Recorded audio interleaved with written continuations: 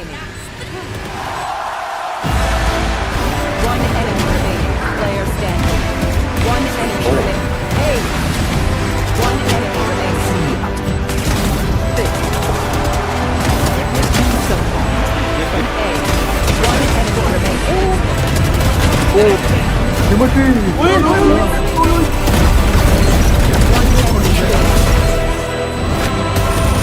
One enemy remaining.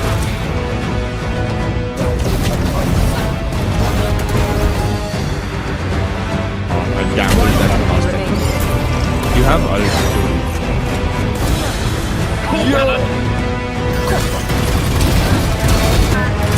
One enemy remaining.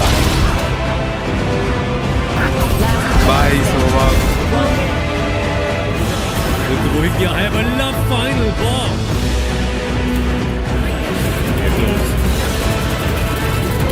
Ghosty with it all to do. They're forcing the fight against him and with for his team. They are going through to the finals of Kryos Gaming Launch Cup.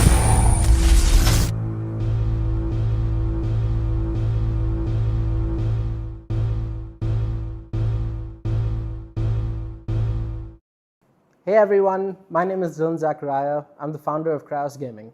Before we get started, I personally want to thank all the teams and players that took part in Run It Back. Kryos Gaming's plan is very simple. We want to build a platform for Indian gamers to compete in, to be recognized, and to finally build a name for themselves. By doing that, we're starting with tournaments like this, but our ambitions for Kryos Gaming go way further. We want to build a competitive ecosystem for gaming in India. And that starts with all of you guys. So thank you for believing in what we do. Without further ado, congratulations to our semi-finalists. Let's run it back.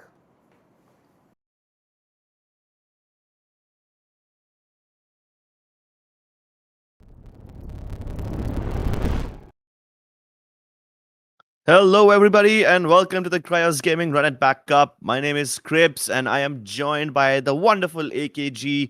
We are going to be casting this tournament for you guys. This is a lovely initiative by our friends over at Kryos Gaming who have come up with a community tournament with a prize pool of 35,000 rupees so that we can support these underdogs and help them get a chance to polish their skills and showcase them more importantly. Today, we are going to be streaming the 2 semi-final games and the 1 grand final game. We've been at it for like almost a week now. We started with 64 teams, 320 players, and now we are down to the final 4 teams. So today we have in store for you guys 2 semi-finals and 1 grand final match. How are you feeling about this, AKG? Pumped up? I'm feeling really, really good because the map is Lotus. We all love Lotus, and we have been seeing this map again and again in this tournament. So I'm just excited to see what comps they will be playing because अभी meta भी थोड़ा सा इधर-उधर चल रहा है. We don't know if they'll pick double Dolus, double controller, double Senti, double any, anything can work. So I'm just excited to see कि especially these players who when you see these teams, they're playing random comps sometimes. Sometimes Clove I've seen in this tournament. So I just want to see what the comps are gonna be. It's gonna be exciting to watch. Yeah, it is gonna be exciting to watch. In fact, even the meta bhi I would say is in a very healthy spot जहाँ पे आप double duelist, double initiator, double senti कुछ भी run कर सकते हो and nobody will criticize you for it. And we have reached a point where even in like the bigger VCD Pacific and VCD EMEA leagues, मैं America से देखता नहीं हूँ because obviously timing difference है. But even in those 2 leagues, I'm seeing quite a lot of variety in terms of the agent compositions.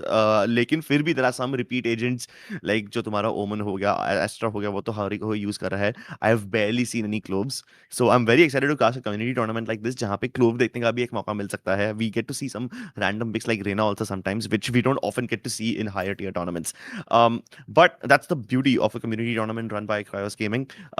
People not only get a chance to showcase their skills, but also they play in certain ways which are way more entertaining sometimes than even a VCT game. And I'm not exaggerating when I say that. But before we get into the game, before we get into the map, मैं आपको सारे teams का introduction देना चाहता हूँ. हमारा पहला match is going to be between a team named Caroline versus Shona. Obviously, अगर आप ये नाम सुनोगे, you will very clearly think कि okay, Caroline, a movie name inspired by Tim Burton's. Not Tim Burton. I don't know who directed this one. I do believe Caroline was a pretty cool movie about a horror and a psychic theme, and then Shona, in my opinion, is like a very cool term of endearment which is unique only to Indians. So very clear ऐसा like Catholic versus Indian vibes मेरे को आ रहे हैं ये दोनों team के नाम सुन के.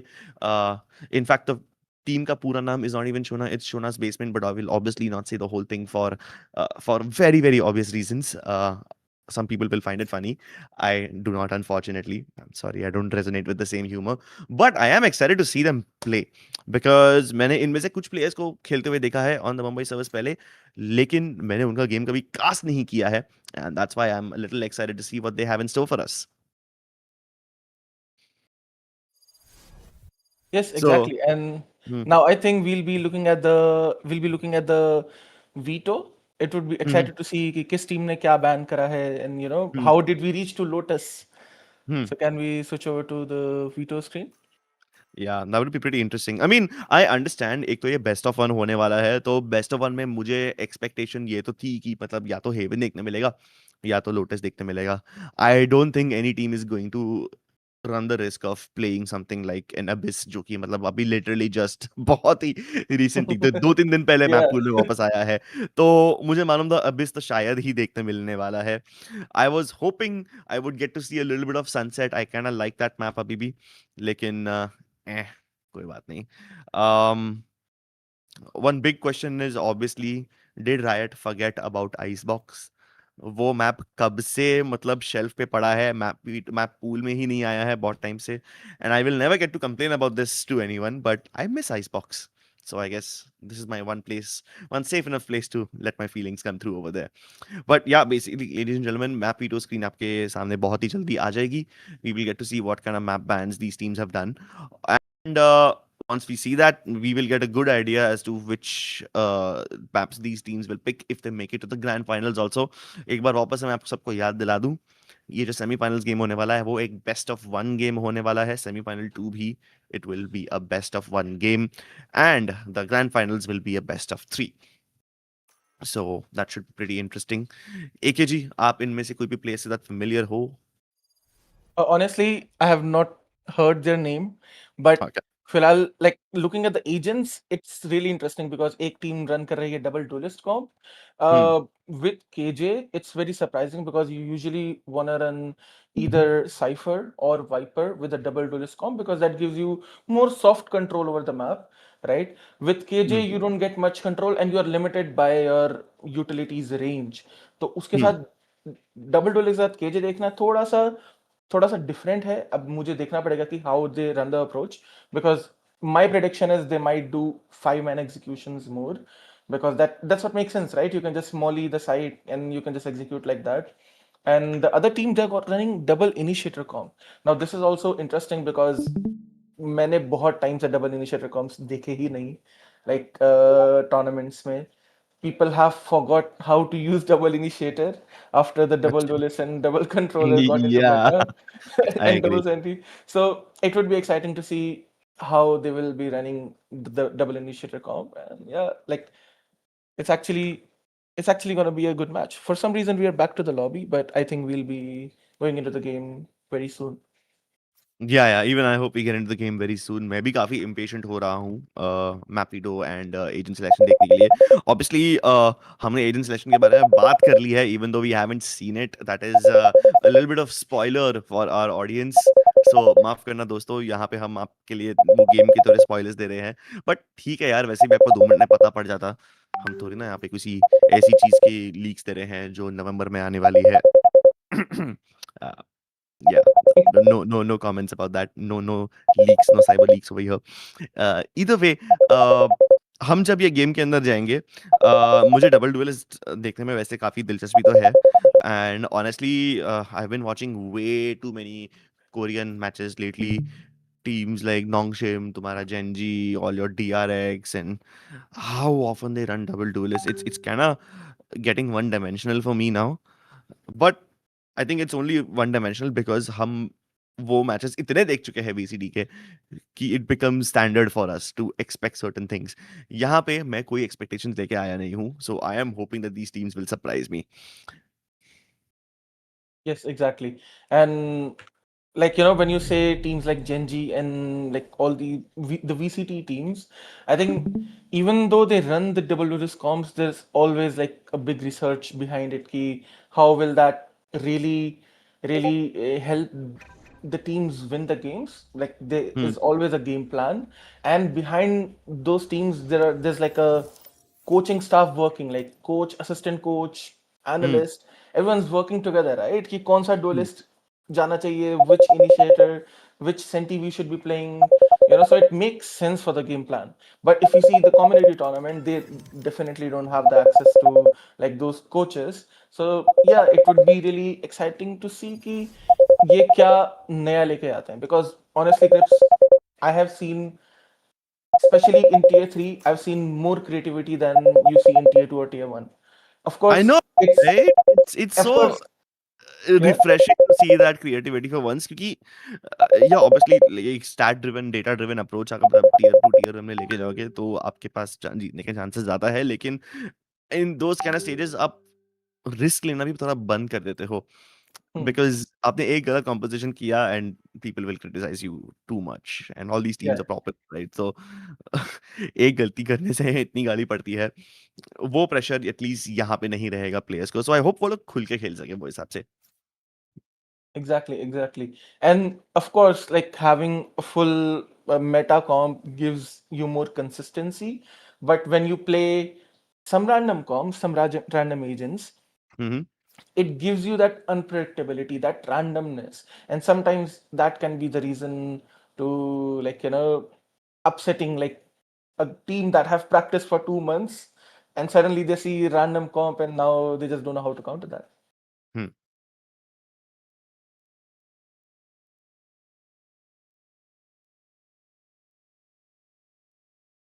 okay unsure about whether the audience can see our faces right now oh there you go here we are back again hello kind of disappeared there for a second I think OBS कुछ crash हुआ लगा Yeah. लेकिन I think we're back. Either way, our lovely producers should be able to share the Mapito with you soon enough. And I mean, अगर आप Mapito नहीं भी share करो तो मतलब I think you already know Lotus खेलने वाले हैं ये players. तो you know exactly what to expect. Very soon हम आपके साथ एजेंट कॉम्पोजिशन भी शेयर करेंगे. आपने ऑलरेडी थोड़े बहुत स्पॉयलर्स दे दिए एजेंट कॉम्पोजिशन के बारे में. आपने ये कह दिया है कि एक टीम ने किलजॉय पिक कर लिया है.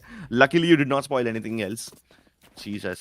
I'm so glad that we don't have any shows that we watch in common यार एक ही नहीं तो अब वो भी मेरे लिए स्पॉइल ही कर देते maybe Spider-Man. नहीं मैंने एटलीस्ट स्पाइडरमैन वाली मूवी देख ली है अभी आपने Oh, ओडिसी मैंने देखी है तो नहीं वो मत देखी। स्पॉइल करना मेरे लिए नहीं मैंने स्पाइडरमैन नहीं देखी। I am waiting for it to watch on my own TV, जो मेरे पीछे आपको दिख रहा होगा कैम में। तो अच्छा please you don't spoil it for me, please do not take नहीं द नहीं नहीं नहीं रिवेंज। मैं कुछ नहीं करूंगा I'm civilized that way I don't spoil anything either way um with Lotus in the mix I think now that हमने एक मैप का स्पॉइलर दे दिया है तो हम एजेंट कॉम्पोजिशन का भी स्पॉइलर दे ही देते हैं क्यों नहीं क्या बोलते हो देना चाहिए कि नहीं Let's give them the spoiler. all right so defense पे we have Jet as the only duelist then we have a double initiator comp with Fade and Breach काफी टाइम हो गया है मैंने Breach देख के and then we have Omen and Vice now I love Breach compositions because अगर Breach के बीच में और duelist के बीच में वो coordination अगर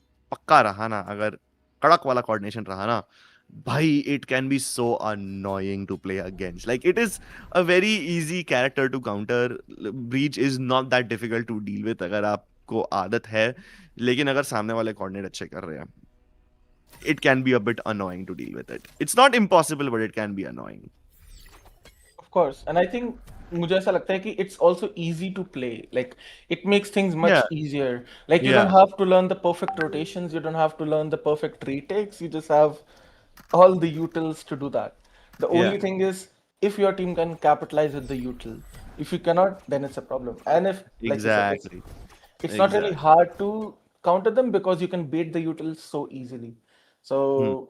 so yeah, let's see like if the opponents would be able to counter that or no, and if the team that is playing breach, if they would be able to use the comp in the right way. And if we see in attackers, we can see they are playing Vele Rays, which is a very good combination. I think these both agents are Diver really, composition, not just duelist. yeah, they are in the meta right now as well. So that's really good. They're playing single initiator as Fade, which is again standard.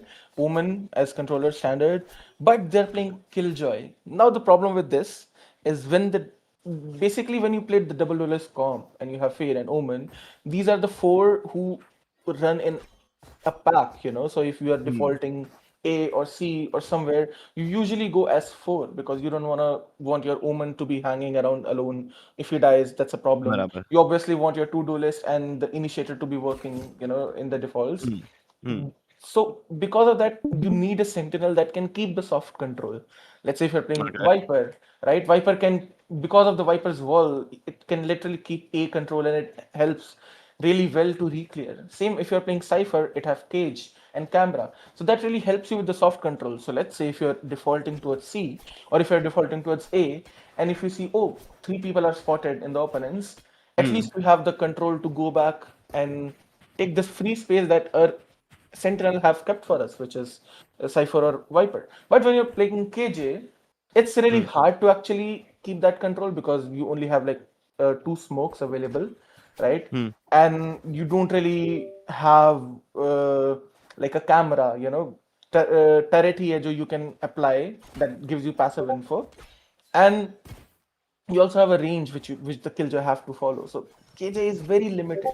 So if you're running KJ with this kind of composition, I think what makes sense is you trying to execute more, like explosiveness ज़्यादा वहाँ पर आएगी तो it would be beneficial. But I really want to see how they play. Yeah, I mean आप Killjoy पे इतना ये criticise कर रहे हो उनको, तो मैंने सोचा चलो let's look up some stats, देखते हैं कि कितना Killjoy पॉपुलर है अभी बेटा में. And I just checked VCT Pacific में एक भी टीम लोटस पे Killjoy रन नहीं कर रही है. Yeah, चलो I mean because like paper egg Zepto वगैरह तो वो तो लोटस खेलते भी नहीं है, टीम सीक्रेट लोटस खेलते भी नहीं है, ठीक है, वो तो सीधा बैन ही yeah, करते हैं, वो अलग बात है. लेकिन जो भी टीम्स लोटस खेलती है, teams like Full Sense, DFM, DRX, वो सब लोग वाइस रन करते हैं as their default Lotus pick. Every now and then शायद से you will get to see Full Sense pick up a Cypher, वो भी बहुत कम, 1-2 मैच में ही उन्होंने पिकअप किया है. बाकी जनरली इन VC पैसिफिक तो vice is the sentinel of choice in lotus. तो वो हिसाब से the previous team, the defending team is following the Meta. लेकिन अगर हम मेटा फॉलो नहीं करें, हम अपनी मर्जी से अपने अगर एजेंट्स डाले, तो बाकी सब तो काफ़ी नॉर्मल है. We often don't get to see Breach also in Lotus any more. I mean this is not 2024 में ब्रीच तेयो तो मतलब पूरा रूल ही कर रहा था. एंड अगर आप तेयो को भी हटा दो तो in general also you don't get to see Breach all that often on Lotus any more. So yeah, that's just a little bit of comparison with the data and the meta. And in general also breach का popularity काफी गिर चुका है. I think we will probably get to see breach once again जब Abyss वापस आ जाएगा map में. But other than that, it was really only popular on Sunset and अब तो वो भी नहीं है. So yeah. Meanwhile, Omen is being picked in 98% of the matches in almost every map.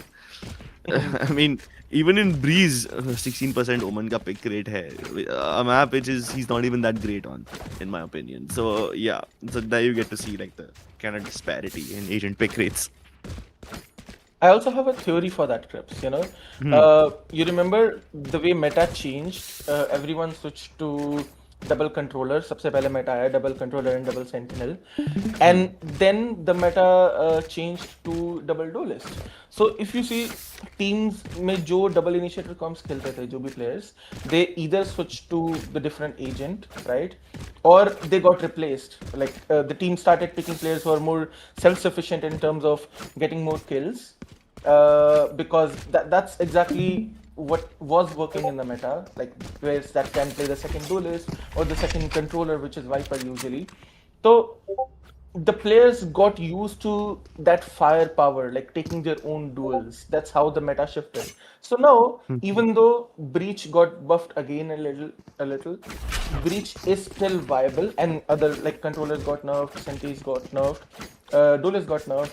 So even though Breach is viable right now, in my opinion, the players are just not used to playing it anymore. Like they're used to playing for the kills more, you know.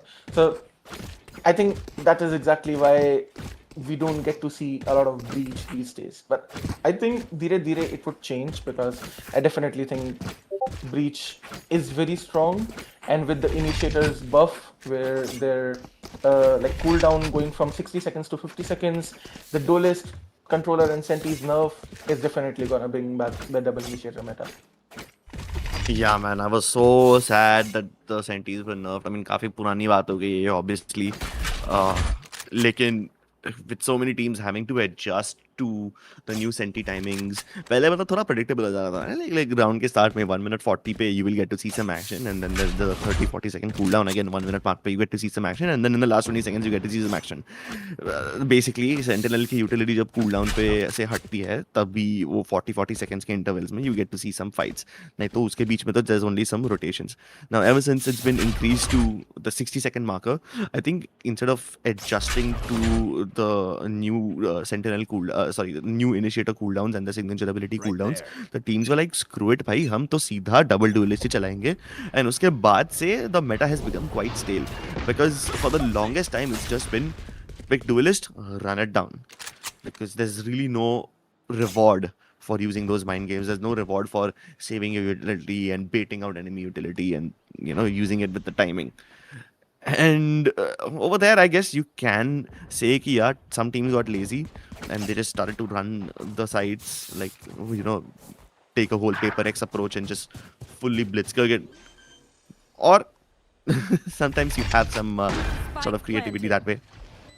Yeah. However, I do believe the game might have just started already. Is it live? If I'm not wrong, I think. Yeah, it is.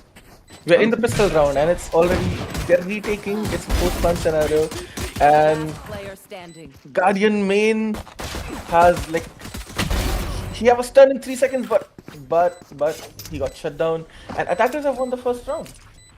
Interesting. मुझे तो realize भी नहीं हुआ कि हमारी game live हो गई है. I thought we were still in the waiting phase and we were just still discussing lineups and whatnot. So yeah, there you go. हमने agent selections के बारे में आपको बता दिया है, map veto के बारे में आपको बता दिया है, and the first round attackers ले भी चुके हैं. And with that, these guys have all the money that they need. Let me introduce you to these players. We have Void on Raze, we have Rokuropi on the Killjoy, Martin on the Fade. Demus is gonna be playing Vele, and then I Love You, Don't Shoot Me is playing Omen. Half of the attackers. Meanwhile, on the defensive team, you got average Guardian main as the breach player. Then you've got Love Sosa on Jet, who is currently about to pick up a duel on C-Mound. Now, doesn't win that duel. But Demus also didn't take him down with the Outlaw, so it's still a 5v5.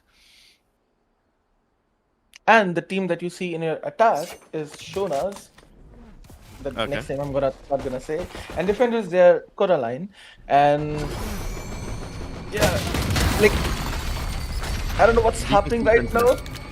I think what they're trying to do is the B plus C crunch, because वहाँ पे Killjoy B पे lurk करके आगे जाने को चाहते थे, and यहाँ पे C mount पे वो लोग one way smoke का हटने का इंतजार कर रहे थे. And as soon as those smokes are out, these guys take control of C and they should be able to plant. Omen over here trying to pick up a duel with the classic against the Spectre. Yeah, you're not gonna win that. Not when 3 people are peeking at the same time. At least यहाँ पे discipline strong है, इन सबका साथ में fight ले रहे हैं. Nice pick with the classics, 6x6 and average Guardian main को एक pick मिल तो गया है, but that leaves poor Mystic in a nearly impossible 1v3. I guess the best you can do is get them to drop one more rifle, एक और kill निकाल दो, and I would call that a decent enough eco. Oh wait, it is planted for Void, लेकिन अगर Void या fight हार गया तो Killjoy को बहुत लंबा rotation मार के आना पड़ेगा. And there you go, the rotation has already started. Do we get to see a knife kill over here? I think we might just get to see a knife kill. Yeah, he's doing it. He's doing it. Slice and dice. And Rokuropi Kuronami knife से सीधा चाकू पोकेंगे अपने opponent के पीठ पे.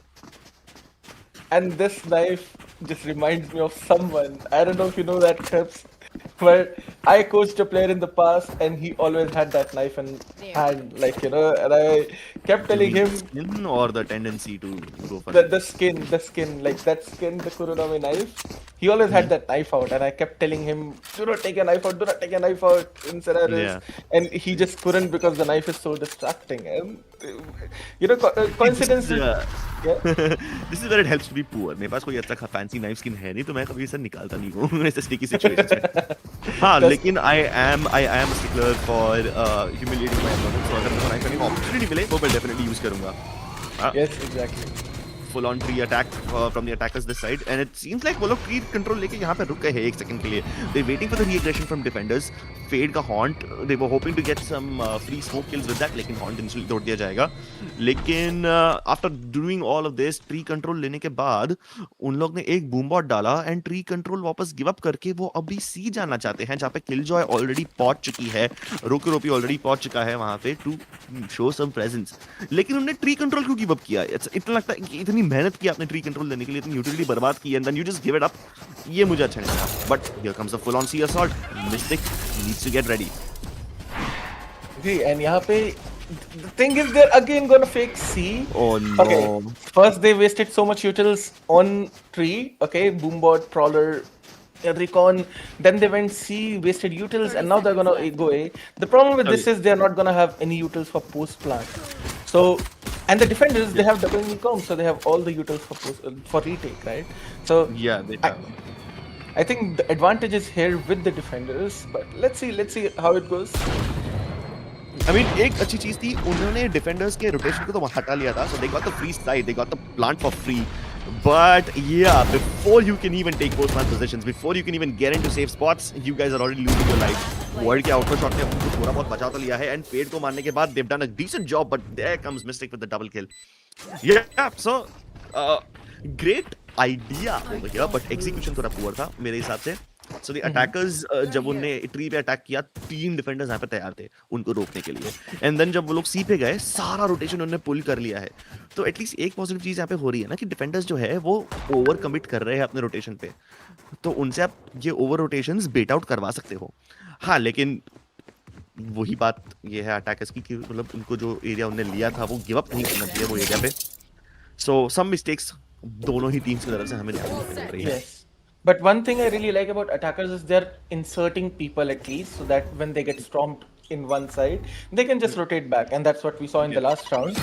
But what defenders are not doing very well is they're not re-clearing spaces, and exactly what you said, they're over-committing into their rotations, and that's happening because they don't have info on the map. Why don't they have info on the map? Because they're giving up space too easily and not re-clearing. And यहाँ पे Void अपनी ult लेके सीधा घुस चुके हैं, लेकिन the stun and the wise thorns just stopped him. Ult यहाँ पे कुछ value नहीं लेके आएगी, and average guardian actually got 1 kill in B. KJ को love करते हुए उन्होंने वहाँ पकड़ लिया है, and breach ult, of course it's gonna be a bloodbath, but they're not going in with a breach ult. This is exciting to see because usually if you breach ult, you just need to capitalize with it. So they kind of just wasted their ult. They're not peeking, and now attackers have the chance to actually neutralize them. Yeah, oh my god. Demas also अपनी Vele ult farm कर चुके हैं and he's gonna use it to completely attack the defenders even down to heaven. लेकिन ये मैं क्या देख रहा हूँ? 6x6 को भी अपनी ult मिल गई Fade की. No, it doesn't hit on Void and 1v1 Void जीत जाएंगे, अपनी टीम को finally round दिला देंगे. I would say out of the 3 ults used in this round, and all of these are big ults, okay, the breach ult, the nightfall from Fade and the converging paths from the Vele, I would say इसमें से सिर्फ converging paths पे value निकला है because उस पे ही एक kill मिला. Yeah. और डबल ट्रिपल किल बन सकता था लेकिन 6x6 जो Yeah. फेड प्लेयर है यहाँ पे उनने काफी अच्छा ट्रिपल किल निकाल के सारा मोमेंटम न्यूट्रलाइज कर दिया. अनफॉर्चुनेटली राउंड नहीं निकाल पाए. There. Yes, it was a good try. Defenders were in the position to win that round. Unfortunately, they cannot capitalize. 6x6. I thought he's gonna clutch, but unlucky. And this round with the attackers are gonna play split. So since they notice कि area control तो free में मिल रहा है, तो we don't really need to go like 4 people in one place. We can literally just split and just get the space for free. Defenders again, they're not really utilizing their double initiator comp that much. Their passive tendency is being seen here. I think this is going to be a problem for them. Yeah. Because right now attacker have all the map control. तुमने literally उनको अपने घर में सारा space दे चुके हैं. They can just decide to go anywhere and the decision would be good only. Exactly ये देखो ना मतलब अटैकर्स यहाँ पे अभी लिटरली वॉकअप कर रहे हैं ए पे उनको कोई यूटिलिटी यूज करने की जरूरत नहीं पड़ी है अब तक तो स्मोक नहीं डाला है उन्होंने कनेक्टर कंट्रोल के लिए देखो फाइनली डिफेंडर्स ने एक स्मोक डाला है जो कि मेरे हिसाब से थोड़ा सा गलत है बिकॉज वो आउटवर्ड प्रोट्रूडिंग स्मोक है या अटैकर्स को फेवर कर देगा अगर वो फ्लैशर से निकलना चाहे तो लेकिन नाइस पिक बाय 6x6 उन्होंने किलजॉय को मार गिराया है जो कि बी पे लर्क कर रहे हैं एंड आई थिंक यहाँ पे मिस्टेक को भी एक डबल किल मिलने की अपॉर्चुनिटी है बिकॉज उनको फुटस्टेप तो आ गए हैं उन्होंने इन्फॉर्मेशन भी दे दी है रोटेटर्स डिफेंडर्स के आ रहे हैं टाइम पे लेकिन शायद से उनको देखना नहीं मिलेगा यहाँ पे stick goes down meanwhile the omen over here trying to defend something which I think oh wait he actually gets a couple of kills that was surprising I really thought he's gonna die over there Mohawk near the plant nobody's protecting the planter easy kill yeah I think the attackers over here got a little too excited about all the map control they were getting because they were able to get into A with no contest. They were able to sneak into B with no contest. And finally, when they lost one player in B, then they decided, okay, we can hit C. And with so many options at your disposal, they could not choose one. You know what happens to me, kids? When I go to Swiggy and I have so many options. I was, to choose. oh my god, I was about to say that. I was about to say that. I was like, always you give order me 2-3 something. options, and then you give me 2-3 options, I can order something. But if you give me the whole app, if I go to Swiggy and I see all these, I will get into decision paralysis, which is exactly what happened over here. Exactly. Having too many options can be a bad thing sometimes. This time though, they're gonna full commit towards B. Contact play करने की कोशिश करेंगे, sneaking up. Wall अगर bait out भी करेंगे तो एक player chance से मारा जा सकता है because the breach is playing in a one and done spot.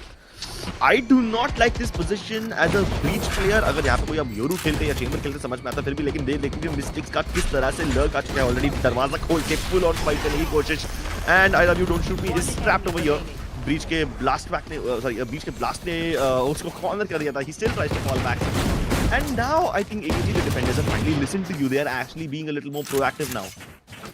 Yes, I like to see that actually. And मुझे लगता है कि this is exactly what they need to do. Otherwise, they are not really utilizing their comp well. Attackers जहाँ तक मुझे लगता है उन्हें map space तो मिल रहा है लेकिन the problem is they're not really committing somewhere as 4, you know. What they can do if I'm getting map space very easily, what I would do, I would group up somewhere as 4. Keep contacting, and as soon as I see someone, I util spam and kill that guy. Because if the opponents are giving the map space so easily, they have so many gaps on the map, they definitely would be spread out. And if they're spread out, it's always going to be a 4v2 scenario in worst case. Yeah, exactly. Especially in that breach being in the one and done spot over there on the left side, it could have been easily punished. यहाँ पे भी एक बार जैसे attackers full on send करने की कोशिश करेंगे. They had the melee dash in and retract back as well, but now with the fade ult, they are not committing into the site. The breach aftershock doesn't really get any kills, but Mohammed has been able to get a kill onto the lurking killjoy. The remaining attackers are all next to the C mound area, and the defenders know it.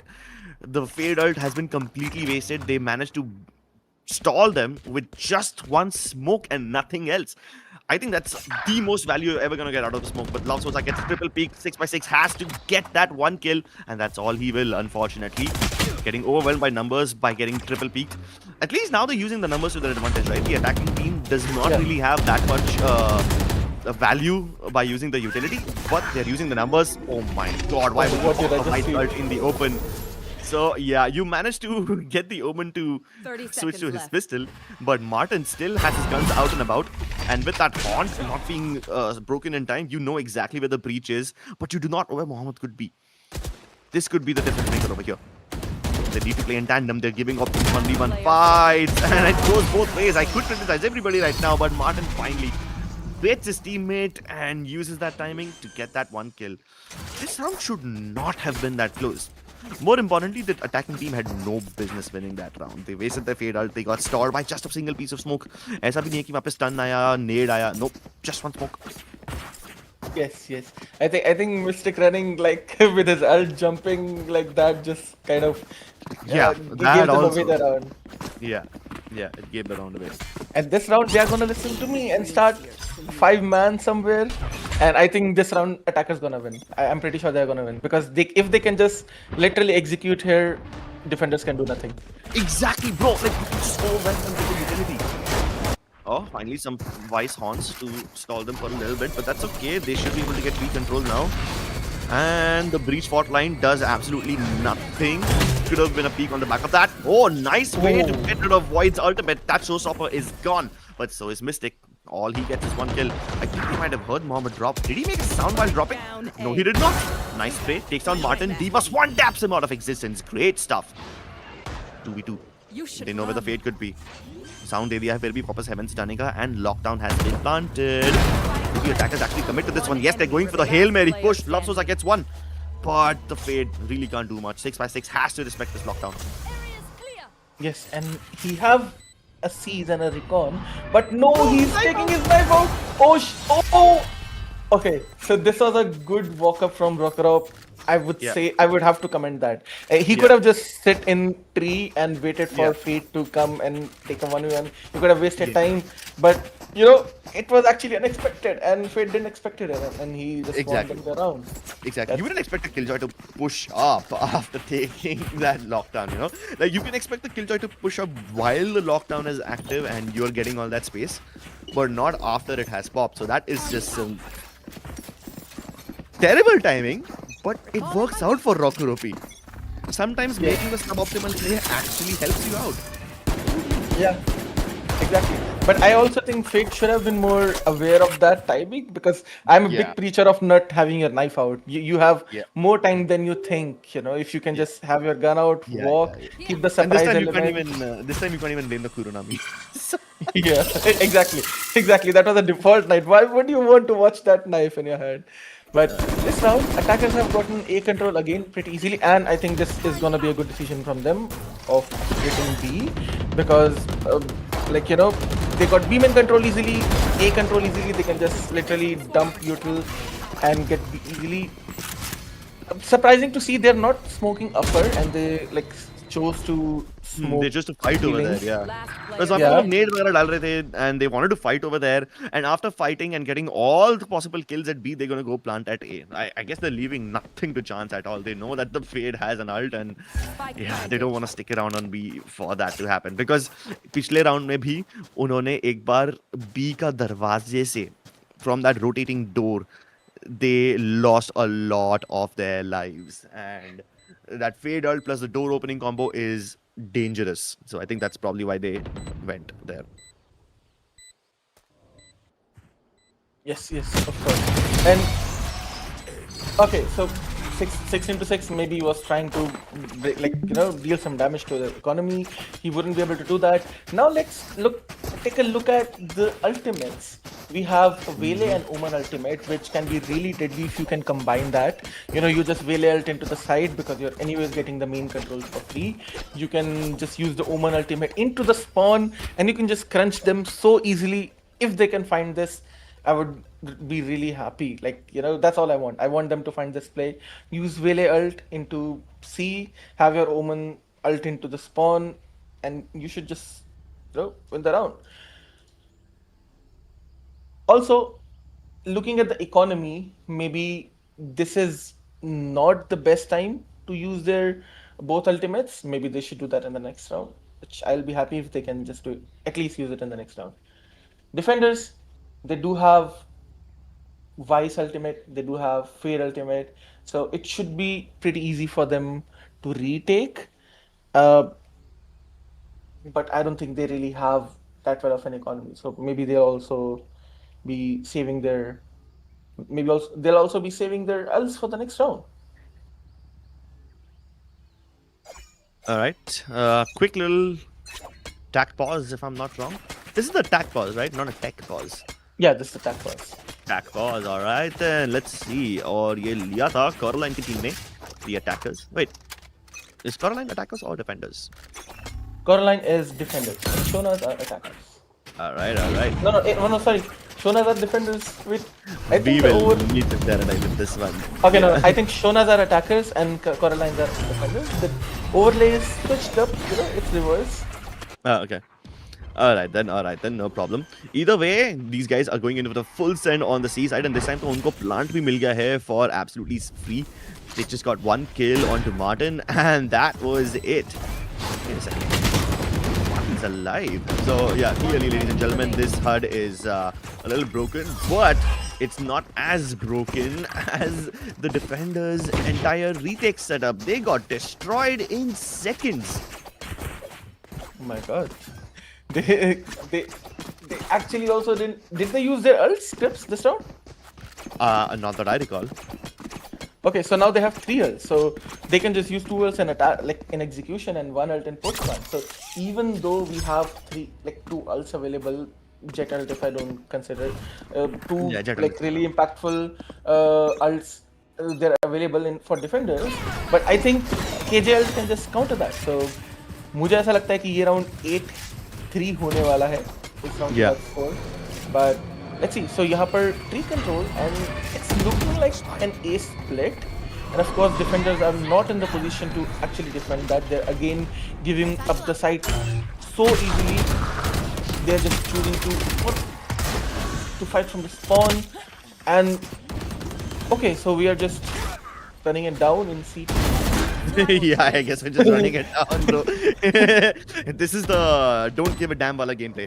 Yeah. However, Martin is now worried about the reverse flank coming through from Average Guardian main. Nicely dealt with the lurk coming up from Breach. I don't know why the Breach is lurking in the first place. Not really a very secretive lurk either. But with the bomb down, Mystic has to clear out this 1v3, and now that they know where he is, they should be able to set up a crossfire for him. Oh no! Rockropy ends up giving up his kill for free. Oh, Martin, finally. This is one good thing that I've noticed that Martin is doing whenever one of his other teammates is peeking from somewhere else, and he knows that the opponent is looking towards his opponent. That's when Martin will peek. What timing अच्छी पकड़ रहा है. One could say that he's baiting his teammates, but it's a good bait. It's how you should properly bait if your teammate doesn't die. Yes, yes. And right now, like looking at this, even though we have been criticizing the defenders a lot about them giving up the space, but they're actually leading this game by 8-3. So it's actually very surprising to see. Okay, so it's actually very surprising to see like a team giving up so much space, it still managed to win the rounds. Get 3 rounds, yeah. Like no, I think they have 8 rounds. I think the overlay is sub, and that's why they have 8 rounds right now. Oh, okay. So we are getting a bit bamboozled by this. Okay. No, but attackers were winning quite a lot, no? Yeah, So- they're actually getting so much map space, so technically they should have more rounds. But I'm actually a bit confused. I might be wrong, guys. Because I'm not Yeah. really seeing. Yeah. I'm We are being a bit bamboozled over here by the overlays, ladies and gentlemen, so don't worry. That being said, though, I think it's quite obvious now about the C push coming through from the attackers. Broker and Void both trying to go in, made the crossing. Oh, Broker almost went down over there. Void also dropped down from the high ground after showing his presence, but no, he tries to force that fight against Mystic, and Mystic promptly wins that battle. White's ultimate comes through the steel guard and will lock everybody inside, and they did not escape it. And they've also been slowed down by the Vale C ability. So this could be some way to buy time for yourself. But now that the guns finally come through, a massive battle will ensue. Rokuropi and 6x6 exchanging frags, trading at full potential right now, but they're not even looking in the right direction. Rokuropi comes through once again. Martin with a long flank from Waterfall, and this flank could be the undoing. What? Using a lockdown in such a precarious spot when your opponent is literally running you down. It's the boggiest move that I can think of, but hey, I mean, it's the last round, so why not? I think he just didn't want to take the ultimate home, and that's why he was like, oh, I'm just gonna use it anyway. You could have used it to buy yourself some time, plant it as soon as the bomb went down, as soon as the spike was planted, not when your opponent is 2 feet away from you. Yeah, But hey, he wins the fight, so I can't criticize him. I would also like to correct myself. Actually, attackers were winning most of the Attackers rounds. were winning. Yeah, bro, the attackers Yeah, were yeah, winning the rounds. It would be very weird if the attackers got so much map control and did not manage to convert it into rounds. So yeah, that would be shameful if they did not do that. However, I hope that the attackers this time around are a little more proactive than before, because they were not making any plays while they were on the defensive side. They were just playing reactively, waiting for the attackers to come to them. And based on that, they were just rotating around, hoping to intercept the attackers wherever they go. But instead of, relying on your own ability to make plays, you're just playing reactionary. And that is never a good thing. You don't want to give your opponents that much control over the game.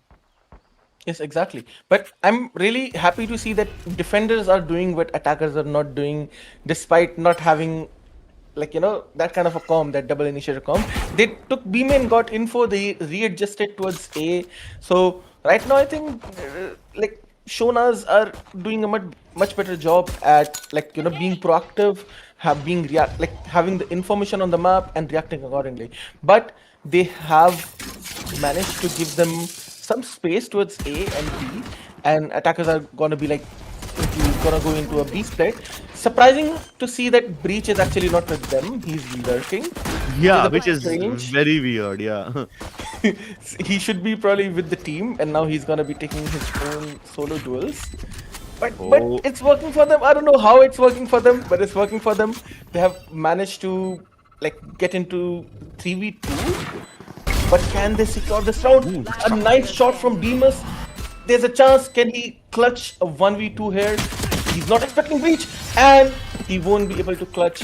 So, but it was a really nice try. That was a really nice shot. And unfortunately, his teammate died, so he just had to do it all by himself. And Breach had a good position. Unlucky. But let's see what guns they're gonna be bringing in this round. Yeah. All right, so that's pretty interesting. Now that they've won the first round, they can afford to buy their outlaws and marshals. I don't know why would you get the Breach to op over here, especially when you have a Jet on the team. Never mind, he switched over to a Bulldog. Meanwhile, the Jet themselves have picked up Vandal. Vandal's out in the second round itself. Cool, I like that. It's a very ballsy commitment, but even the defenders have some marshals, so that should be pretty interesting if they can manage to land a couple of shots through the smoke, get a bit lucky. So far, the crossing smoke allows them to get over towards the tree side, using the Prowler to clear out close range. Oh my god, that shot from Demus comes through once again. Vandal taken down. Good stuff. Demus is actually rocking it. And another kill. He's actually okay. He's just diffing them with a weaker weapon. This is actually crazy. And also, I do think Marshall should be run in the second round. Just run 5 Marshalls. Yeah, I think teams should try that. I'm not sure if we'll get to see that in VCT, but that's an idea which I came up with in a scrim, and I think that can be useful. Imagine 4 people stacking at one side, just holding one angle with 4 marshals. Bro, you're dead. Yeah, or the opponent just runs away from you, goes elsewhere, and you never get to use those marshals. But right now, these guys are not going anywhere. They are locked in, bro. They are trapped in tree. Any advance further is being watched by Demus, and the backstab is already come through. I love you, don't shoot me. Will almost try to steal Demus's ace away, but he will get that 4K and put that round in the bag. So many weapon upgrades. They pick up Bulldogs, they pick up Vandals and Guardians, and all they had was one Marshal. Yeah, and Demus is actually acting like a demon right now. I'm not gonna lie, he's actually carrying the server right now. So hats off to him. He a really good man. You have managed to keep your team in actually you were already winning, but you have managed to win an impossible round for your team. That's really commendable. Yeah. And now basically the attackers are relegated to having on sheriffs and classics. They have nothing to work with. They are flat out broke. We're trying to force this fight into A main, but it's been locked out by a smoke. And with that one Prowler, they baited out 3 gunshots, which can I tell you, that there's 3 attackers over here outside of A. Yeah, they could just reinforce every other line of sight. They've got this A side under lock and key, B being watched by the Waylay and the Outlaw. I mean, B is kinda open, but by the time you walk up over there, I think somebody will check that timing and the gap. And also, they might just go for flank. Okay, so they're gonna retake Rubble. It's gonna be hard because 3 players are playing there, and Boy tries to get a kill, but he cannot. He's struggling, and okay, he managed to get 1 kill. But can they manage to kill them because they only have sheriffs? Okay, so they did manage to shut their push down. Of course, weapon disadvantage. But at the same time, I think the utilities were used, but again, same problem we have been seeing from the side of Coraline. They're not really able to capitalize on their utils. Like you use stun, you use a prowler, you use a recon, but you're not really going and killing the opponents. And in the meantime, you're taking the fights. They're not stunned anymore. So I think if they can find this flaw and they can work on it in the next few rounds, they still have an opportunity to turn the tables around. Yeah, I think they can turn the tables around right now. Wait, what? Why would the attackers use that smoke themselves on Mound? They have to get out of their own smoke. I do not like that, but somehow it forces the outlaw back, so I guess it's okay. Love Sosa invading that side way before the rest of his enemies. They're being held back by the Nanoswarm, but Rokuropi gets that fight, and he still wins the duel against Average Guardian main, who gives up his life for free. Love Sosa late peeking the angle against Demons. That's an important fight to win. And he's managed to get that site and the bomb plant over there, but the backstab is already coming through two defenders. They've already revealed their position. You've got the Fade watching that fight already. 6x6 manages to win the first fight, gets traded out, but it's completely okay. He's got backup, he's got the numbers. And the attackers survive yet another onslaught. Yeah, and let's see, because it's 5-11, but the defenders have op. Demons have op. I think he's gonna shut them down. What do you think, Chris? I don't think he will let them get away so easily. Okay, here's my prediction, okay? I am like 80% sure it will work. They will use one flash. They will push Demus back 2 steps. Demus gets 1 kill. They use another flash to push him back. He gets another kill because they peek him dry. And after that, whatever happens, happens. So he's gonna get 2 kills even though the breach tries to flash him. There you go. The first flash, not gonna help because nobody's watching the angle, so they kind of wasted it. And they should have known that because a guy dry swung the angle and he knew that there was nobody, so why did the breach even flash? Now you know the Demus is opping on A. Cool. Your lurker is taken down. Guys is out. You use a Nightfall, but there's a Nanoswarm in the way, so you don't get past the Nanoswarm. So the Jet catches through, but he's already lost most of his HP. Moment teleports in. Cool, you control of the site, but you're still dead in the water. You haven't gotten control of the planting area just yet, and the rotation has arrived. All the defenders over here. You will need to fight your way through. At this point, no utility can help you, only gunfight can. And it's all gonna come down to trades. I love you, don't shoot me. His double kill is doing really well, but that converging path is gonna slow down everybody. Another C ability. They are all still in the water. No way out. Trapped like a rat, but a cornered right always fights back. What on earth just happened? How did Love Sosa shoot his way out of that situation?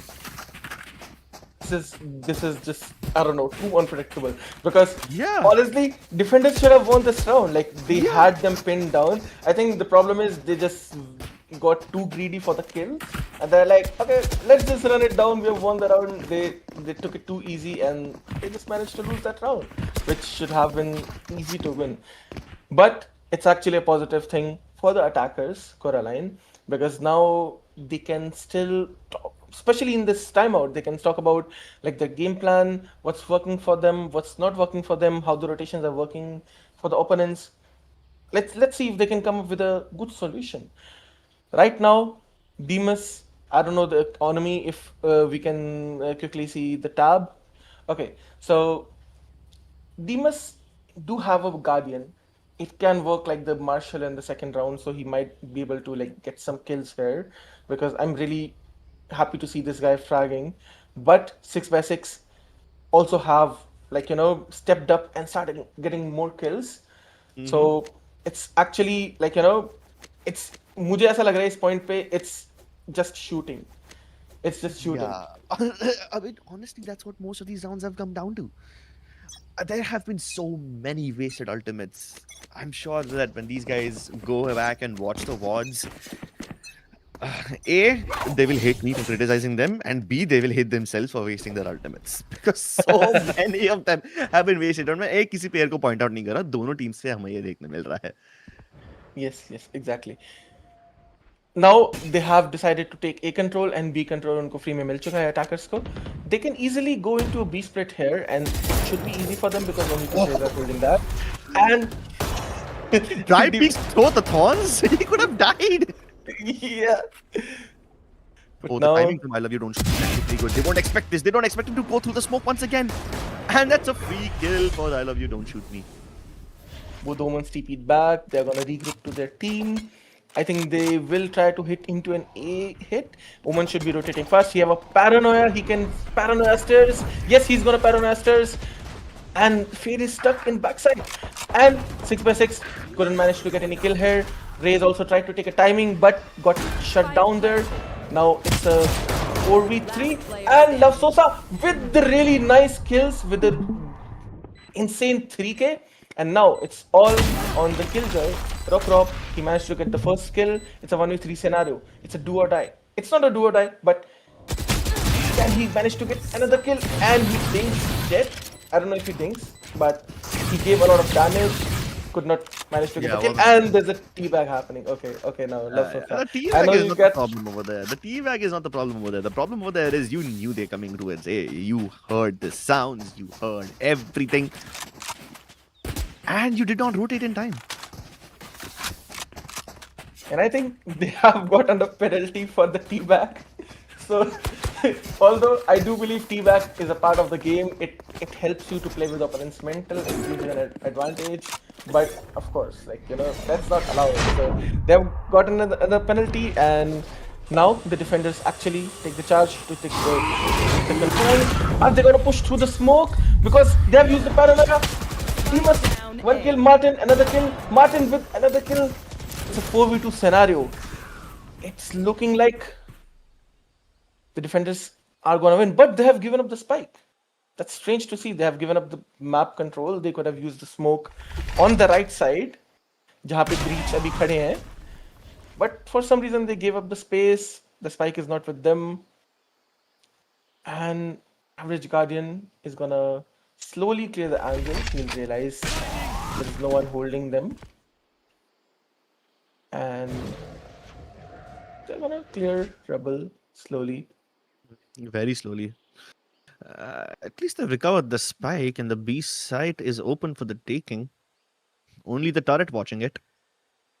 Yeah, and I think defenders made a mistake here. They just let them get the spike for free, and now it's a 2v2 scenario, and wherever the opponents go, At least they are playing together, so in case they get into a fight, the 2v2 will still help them at least neutralize the numbers. Oh, and now missed the horn.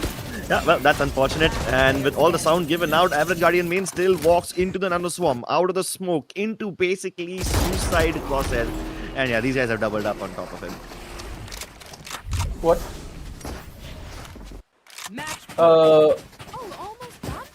Okay, so defenders somehow managed to win this round. They gave up the space, they gave up the spike. Attackers, they had the opportunity to actually win that round, but unfortunately the KJ Swarms will take them down, and the up-down will also take them down. This round, they still have the economy. That's what I like Trips. I think they're not really going out of money so much, because I think they're getting the kills as well. The rounds are going so close, so the economy is not that bad. But this round they're not really taking the space. They're just holding in spawn, waiting for their pushes, and they're gonna regroup as 5 somewhere, I think.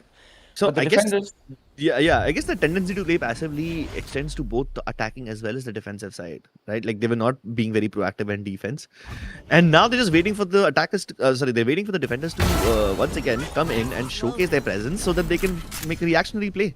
So yeah, they end up crouch peeking out of A main, giving Demus a free kill and letting him get away with it scot-free.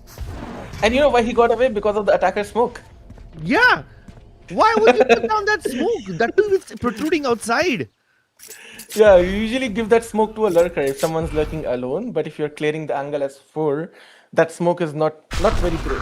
And we can see some whiff smokes as well from defenders. You see there's a gap in the A main barrier smoke. And this round is suddenly becoming so slow. They're gonna Let's not speed up now. They open up the garage doors, use the Nightfall. Another Nightfall is used by the defenders as well, but it doesn't connect to anyone. The breach ultimate was also prepared. Rocket comes through. Showstopper doesn't get anyone in tree, but they've flooded into the side, and now after planting, they don't have anywhere to hide. So Mystic and Zigzag have to just shoot their way out. Mystic connecting the second shot onto Rokuropi. Mohammed also wins his battle.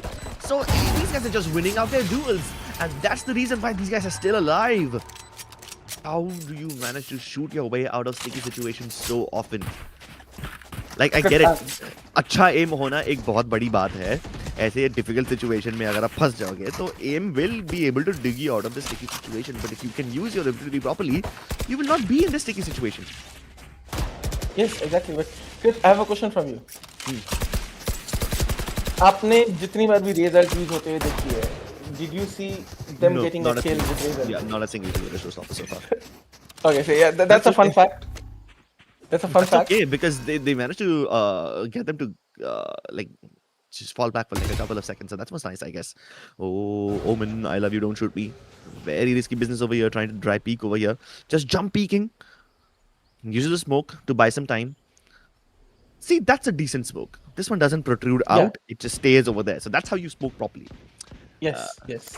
Meanwhile, after showing your presence and just spamming into the smoke, the attackers will take that orb, just spams the right side box to clear out any potential hiding people over there.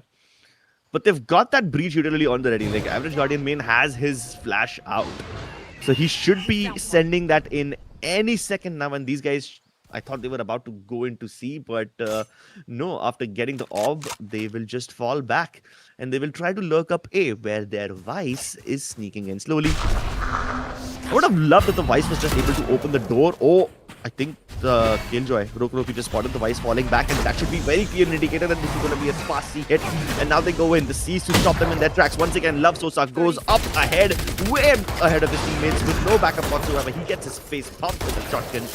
That Bucky is a nasty surprise. And now 4 defenders are present on the C side. So the attackers are running out of options. In a Hail Mary attempt, they open up the B doors, trying to show the fact that they're going towards the B, hoping to sell the fake, but it's not going to happen. Martin and Demas have got their round under lock and key. Mohammed might just be able to shoot his way out of his situation again, but no, he cannot. Time runs out, and that is the most anticlimactic way to lose a game. And Shonas have managed to win this game. It was looking very easy in the start, but they managed to like give away some rounds. Attackers also played well, like they shot well, and it was looking like they might just come back, but unfortunately, their comeback just got shut down, and we end up in a 8-13 score, which is again, it was a pretty close game. Like if you see clips, every round was so close. It was like it was always coming to a 1v1, 1v2 scenario, and the game was also so close. So I think even though we were seeing a lot of good things and a lot of whiffs, like in terms of the giving up the map, not capitalizing on their utils, but I would say it was a pretty interesting match. Oh, definitely, it was a pretty interesting match. I loved how many times the players bamboozled me because I think the round is gonna go one way and then it does the exact opposite thing. I assume that, oh yeah, these guys have missed their Fade ultimate, they've missed their converging path. Surely they're gonna lose the round, but no, they just then hit their shots and then they win the round. And I'm like, okay, cool. I guess that's one way to do it. If you just shoot and kill your opponents, you win the round. It reminds me of that one clip from Sideshow, the Taklu Caster Sideshow, and he goes screaming like, "You shoot, you die, you win the round." It's that iconic clip.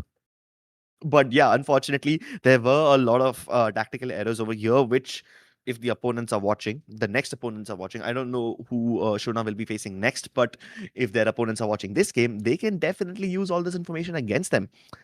So good luck. I hope you guys are able to fix your mistakes. I hope that you guys realize why you were able to win. You were winning because you were getting a lot of free map control and you capitalized on it equally. But there were also situations where even after having all the map control in the world, all the utility going in your advantage, you were losing some gunfights which you had no business losing. There were a few desperate mistakes which should not have happened. And I hope that they can fix it by the time they get to the finals. But who will be their opponent in the grand finals? We will find out after a short break when we get over towards the second semi-finals. Do not go anywhere, ladies and gentlemen. We will be back with yet another banger of a game.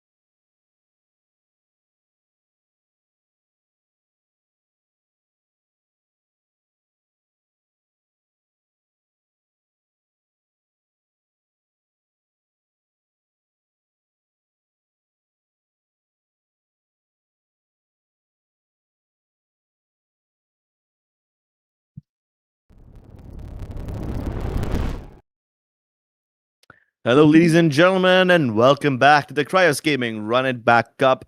We just witnessed a lovely semi-final match between Shona and Caroline. Now we have one finalist. We will find out who the other finalist will be in just a couple of moments when we go live with the second semi-final game of the day. Now, this second semi-final game is gonna be between Team Ruthless and Rad Syndicate. Some of you will be familiar with Rad Syndicate. They have participated in the previous version of the tournament as well, and they keep participating in a lot of tournaments. And of course, you've probably seen some of their players in VCL. So, Rad Syndicate comprises of none other than Garv. You have Rinsat, you have Paradox, you have Risen, Tricky, and Hawkeye. Now, these are 6 players. I don't know which 5 of them will be playing today, but all 5 of them are really stacked players. So, I have high expectations from them. Their opponents in form of Team Ruthless include Darkos, they have Phi, they have HMDD, and they have IonQ as well as Wolverine. So these guys, I'm familiar with some of them, although I am yet to see all of them in action. I know that it's going to be a pretty stacked match, and if either of these teams make it into the grand finals, then Team Shona will have a little bit of trouble. So without further ado, we shall get it started. My name is Kryps. I'm joined by AKG, and we will be running this game on Haven.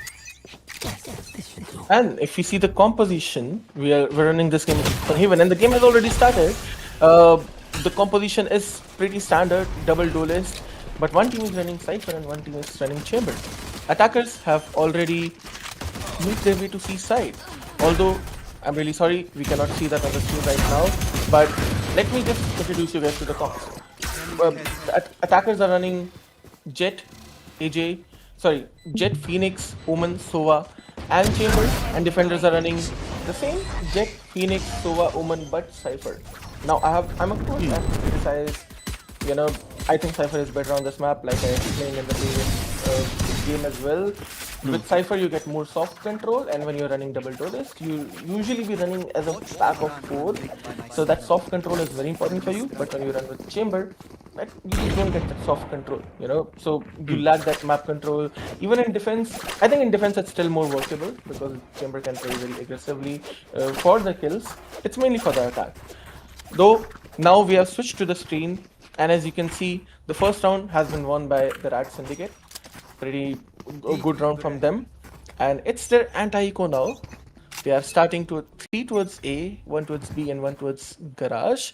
I think their idea is to just get the line and just rotate. Leave Sova on the line. Omen is shifting towards E. The attackers are making their way. Oh, and look at Garv. He's just going and going in the garden and still managed to get the kill. He's just so confident right now. Rinsat is pushing here, and he just got punished. And it's a 2v1 still for Rad Syndicate, and somehow Ryzen just managed to get the kill with the shotgun.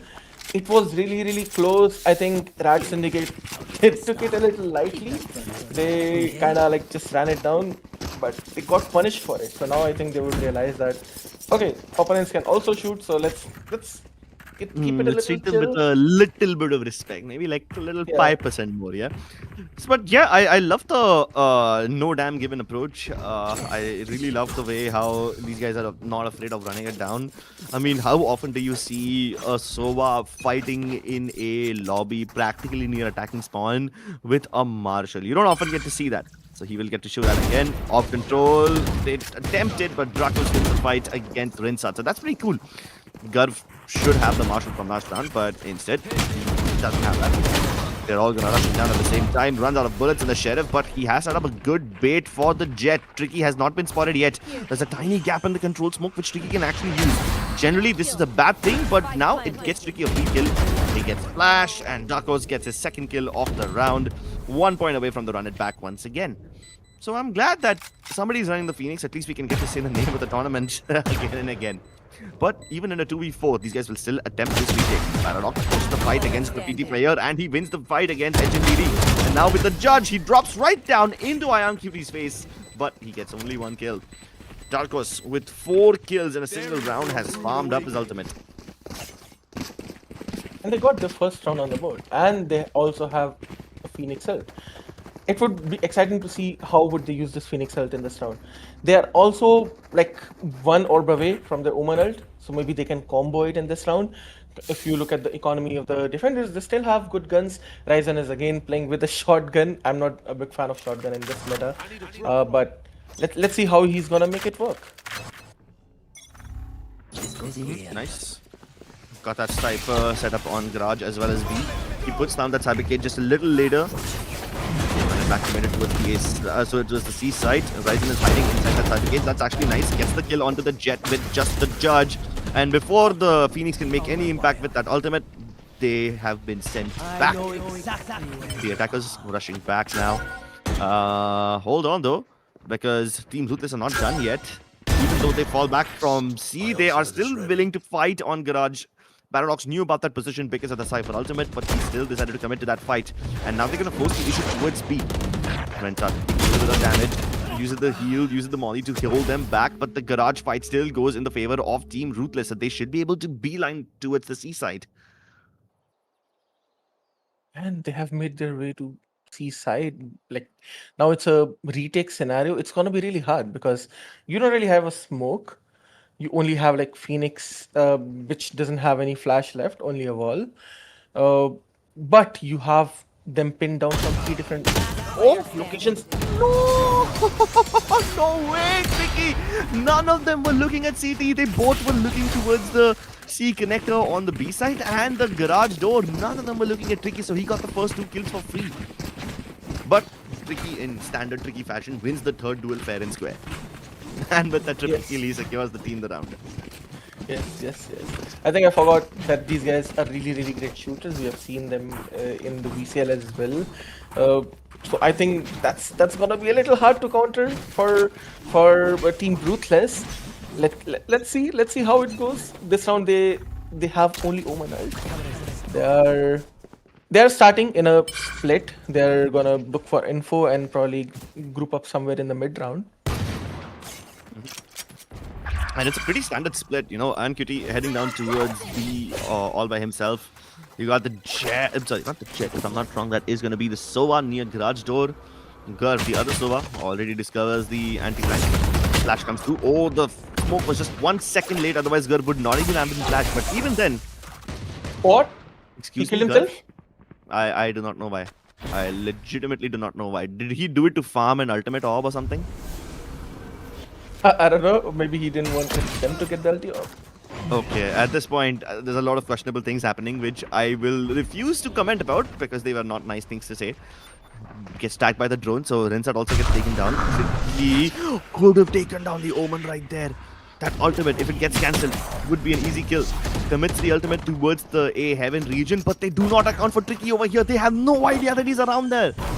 He did get a couple of kills from this exact same position in the pistol round, so he should be able to surprise them again. But there you go, Tricky, as sharp as ever. Once again, just like the previous round, gets the first 2 kills for absolutely free. And then wins the third duel fair and square. It looks like he's smurfing in this game though. Yeah. And it's such a deja vu. In the pistol round, they ignored him in this exact same position. The only difference is, last time there was a control smoke and they didn't check outside of it. This time he was all the way in A shot. So even if they checked, they didn't see him. And they thought that they were safe because the Omen walked up to A shot and then committed the ultimate. Imagine what would have happened if Tricky was able to shoot down HMDD just as he was ulting. Then at least they would have had some idea about his position, but nope. It all comes rumbling down. Now they both have like full buy, all the guns. It's gonna be a fight in middle and okay. So they got 2 kills. If the B set should be free for them. And yeah, Rat Syndicate are like, you know, playing a little troll. I think. Oh my god, yeah, Ryzen taking an absolutely unnecessary risk by walking out of that smoke. Gets only 1 kill as reward. That's what happens when you try to abuse the smokes a little too much. It did feel like Rat Syndicate are playing a little loose. They're playing like they have nothing left to lose as well. Nothing left to do. So they are taking up fights which they have no business winning and still winning them. I mean, they did lose most of their lives at the start, but yeah, Tricky with 8 HP gets that first kill. And he's 8 HP. I think he'll just be looking here to give damage. Yeah, it's not like he wants to save. I don't think these guys are ever going to save. Yeah. I think they'll rather play on Sheriff the next round than Yeah. saving. And yeah, I just saw my future. Oh, it's bright. Yeah, it's Nice. very bright. Very nice. I love that approach. Ekiji, you also had a nice character development arc, huh? I remember I met you for the first time and you were cracking all these self-deprecating jokes, and I was like, we don't do that here. Yes. So now attackers do have a Sova ult. I really want to see how they're going to use this ult here. Rat Syndicate, they're again buying Vandal, Sheriff, Marshall. Oh, double Marshall. That's nice to see. But they have Run it back ready, so I'm hoping that he will also run it down. Yeah, and they're running it down in B again. So yeah, no Phoenix ult just yet, but Tricky is already over here. Doesn't use the Cloudburst to connect the chamber, to cover the chamber trap. He's gonna force the fight on a shot. And once he runs out of it, Rinsat is right there to back him up, but Rinsat also did not use the ultimate. They both lose their duels, and the flank turns into a quick man advantage until Ryzen says something. This is the second time he's peeked out of a smoke to get a first kill, and then immediately jumps back out again to give up his life. This is a recurring pattern. We've seen this in round number 3 as well. Wow, and I'm really glad to see that Rat Syndicate are getting punished for these things, because like I'm happy that attackers are like managing to punish them, and I hope they get some more rounds here, and Rat Syndicate would be forced to like play a little more seriously. Yeah, I mean, I've known these players for a while, and I know that this is not how they generally play. So Yeah. they're definitely not taking it seriously. Once they finally do, I think we will have a game on our hands. But up until then, it's all chill. It's all good. It's just friends having fun. It's like Yeah, it's, unrated. And this round, yeah, I mean, if this was unrated, I would have expected a lot more tomfoolery. okay, so Chamber do have ult. He's not gonna choose to use his ult in this round. I think he's gonna save it for like another round where he might not have much like money. Defenders, Rat Syndicate have their Phoenix ult. They have the Cypher ult, and this round they're again gonna do the same thing. And I think attackers, if they're fighting together well, they can punish them. Oh my god, Oh, no. early teleport from HMDD gets punished instantly. This time Tricky and Gurv's aggression gets them all the results they want. Hunter's Fury committed, doesn't do anything at all to repel away the defenders. They continued raiding down mid. And yeah, sure, they've left Garage open. Yeah, sure, they're gonna let Faiz in over here. Even Seaside is open for the taking, but they have all the advantage that they need. And they've still got the run it back if in case it's needed. As soon as the spike is tapped, they're gonna send in the paranoia. Tricky gets his third kill of the round before he gets traded away. But that's all that he can do. Iron QT trapped on an island, nowhere left to run, nowhere left to hide. Rinsat will not even let him hide for a second. He has absolutely no fear peeking a tour de force. Yeah, and by the way, Crips, tell me, is this the same IonQ which we knew who used to compete back in the day? I believe so. I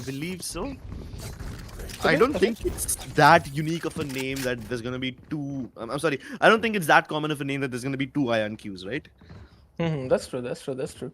And no, like for now, maybe he's like playing the game after a long time, but I would love to see him getting more into action. But right now, I think he's just gonna hold middle, and they're making their way to A. Only Ryzen holding the side. Oh my god, as soon as Spice lands over there after the updraft, the Hunter's Fury gets him. And if that's not enough, Rinsat also uses his run it back to take care of the Phoenix. Tricky's already on the backstab. Before HMDD can even do anything, he's taken down. And once again, Iron Fury left as the lone survivor. One flash from the Phoenix. Ryzen comes through with the kill. And Garf continues to damage his teammates with the shock darts. Yes, and it's great to see that Rat Syndicate are taking it a little seriously, just a little more. Yeah, they're still doing the same thing. They're still pushing middle every round, but they are still at least fighting together. Now, I think attackers should see a pattern here that they're always like trying to take mid control, and then they're rotating and flooding wherever they're executing. Maybe if they can just go from window, yeah, if they can just double peek this, they can really punish them. Oh my goodness, that's a messy fight in mid.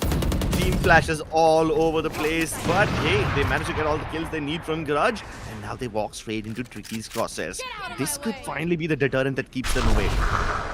And it stops them in their tracks. Look at the adjustments coming through. Omen Ult instantly committed towards A heaven, and now the spike is also heading over there, but there is still the Jet lurking in the form. Oh my lord, Paradox teleports right to his death.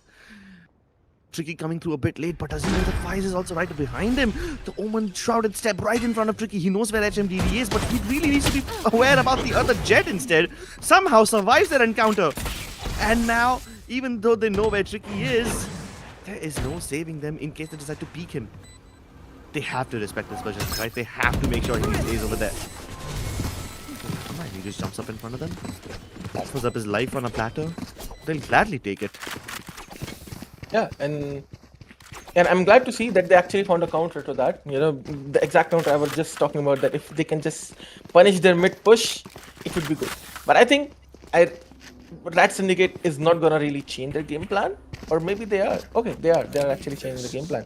Now they're playing triple C, 1B and 1A. They're expecting a Garage split, or maybe they're just gonna aggress towards C long in the mid round. Once again, Paradox is ready for the Garage fight. He's been dry peeking and dying all day long, so this time I hope he uses either Risen or maybe even Tricky to help him get that peak, but Tricky's already gone down the C long corridor. The only thing stopping him is gonna be that chamber trap, which I think he's gonna disrespect pretty soon. Yeah, I think he can just smoke and like just counter it. But I think he'll just rather keep the info here. We have 2 players in Garage. They should be able to shut anything down and have the info. Tua is pretty soon gonna find that they're gonna go A, and the rotations should go now, and Jet should break the trip now for the distraction. But Garv is ready. He's holding the off angle, which gets him a free kill onto Ion QT. At least HMDD is right there to trade him out. But Rinsat has arrived on scene. Molotov forcing him outside. The tag somehow did not get him. Goes inside the controlled smoke. Still manages to use his life to HMDD. I do not know how HMDD won that fight. 30 seconds. But he is kind of trapped over here. As soon as they put the spike down, they're gonna get assaulted, but at least N over here gets that nice flank on till Tricky, so that kill is acquired. Risen with the double, Paradox also chimes in. It's a very clean retake from the side of Rad Syndicate, except for, of course, Tricky dying over there. That's it's the only thing that really went wrong for them.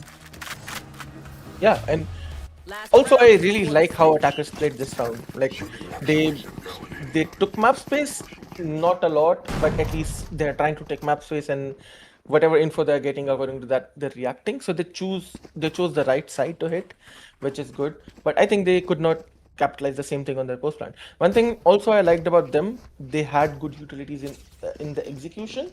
Yeah, I think they just need to be better in their post plans now. Attack in the initial rounds, they're playing really well. That is true. Presence showcase towards both C long as well as Garage, but you've got Garv who's down on the A long corridor. Somehow doesn't get peeked by Ion Q and his op. Oh, that's because he is also opping. Okay, yeah, that makes sense. So avoid the A side like the plague. Hope that Tricky overcommits on C, but wait, you just managed to get a nice sneaky kill onto Paradox. Paradox even writes NS in all chat, so yeah, that kind of tells you how good of a shot that was. That should give them the opening they need. Tripwire also broken. They seem to be committing to the Garage area now, but I do not know if the spike will come through over here. Of course, there is a massive deterrent over here with Tricky in form of his op. Oh, nice wide peek by Faiz. Gets the call onto Risen. But Tricky and his trigger discipline, he's letting them pass. Yeah, now he finally strikes, and by the time he's done, they are all down and dusted. Lovely trigger discipline. Check your corners, guys. But really good trigger discipline from Tricky. And now, I don't know how to read that name, but he's in a 1v2, could not get the kill. It's another round for Rat Syndicate. It's a good half compared, considering you're going against Rat Syndicate and you managed to get 4 rounds. I think it's a good half for them, right, Chris? Yeah, definitely. 8-4 is definitely nothing to scoff at. Definitely nothing to scoff at. Considering that these guys are playing in a way which cannot be described as serious by any stretch of the imagination, 8 rounds is still pretty impressive. I am starting to feel concerned for our finalists though, because Yeah. right now, Rat Syndicate are not only actively making mistakes which are going unpunished, but they are deliberately playing in a suboptimal way just to have fun. And even then, somehow, Team Ruthless aren't ruthlessly punishing them. They are winning some of their fights early on. That's pretty cool, not gonna lie. That's pretty impressive. But unfortunately, that's not enough. And this is exactly what you can expect once the round switches, once these guys are on the attacking half. First 20 seconds of the round and they've already gotten garage control. Flash goes through right behind HMDD, forcing him to turn 180 degrees. Probably ran out of mousepad space and Tricky puts a bullet in his brain. Wise at least wins his individual duel, but it has absolutely no impact on the round because they just went in and played deathmatch. They didn't even need to plant. They just get all the kills and win.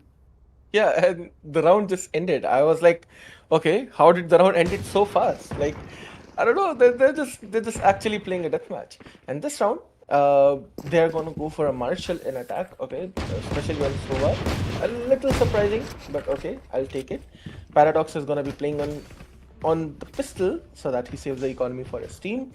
We have a Guardian, a Spectre, and a Bulldog in play. Okay, and for defenders, we just have 3 Sheriffs. They're all stacking towards A, hoping that they might get the close range duels, but Rat Syndicate had made their way towards C, got free side. And look at the execute as well. I mean, yeah, sure, there's nobody here, but can you imagine what would have happened if there was somebody there? 2 smokes to cut off all the defenders from any incoming rotations. Molotov backside, flash coming through as well. Anybody who would have been standing on side would have been destroyed. But hey, now Rat Syndicate are giving the opponents a chance to be destroyed while they are... Oh, that would have been so crucial if that defuse came through, but it's done. It's halved. And Paradox should be able to defend it. Most of his teammates went and overextended towards CT and then they died. So it gives another comeback chance to the defenders. Yeah, and now they managed to win this round. Like, I was just so surprised what happened. Because would you like to describe like what really happened in this round? Like how did they manage to win this round? I can sum it up in 3 sentences. A, get free sight. B, disrespect the free side and go pick up fights. C, lose those fights and die. That's the easiest way to sum up that run. Yeah, you're just going into like, you know, them when Fighting they in have, city spawn, bro. yeah, they have the close range weapons. Like, you need to respect that, you know. You cannot just, I mean, opponents, I don't know what their ranks are, but I hope they're like, you know, still like more than immortals. So of course, it's not going to be too hard for them to win the side. But in this round, they have again given C. I think they really need to start holding C, at least with an Omen, with a delay of a smoke and a flash. Because retaking is going to be really hard with a double duelist comp. Like, they don't have much. Unless they're going to go flank, but they're actually not going flank as well. And I don't think even if they went flank, it would have had any impact because Risen is just getting all those duels with the Sheriffs. Triple kill for him already. He's looking for the ace, but knowing his teammates, they'll probably steal it away from him.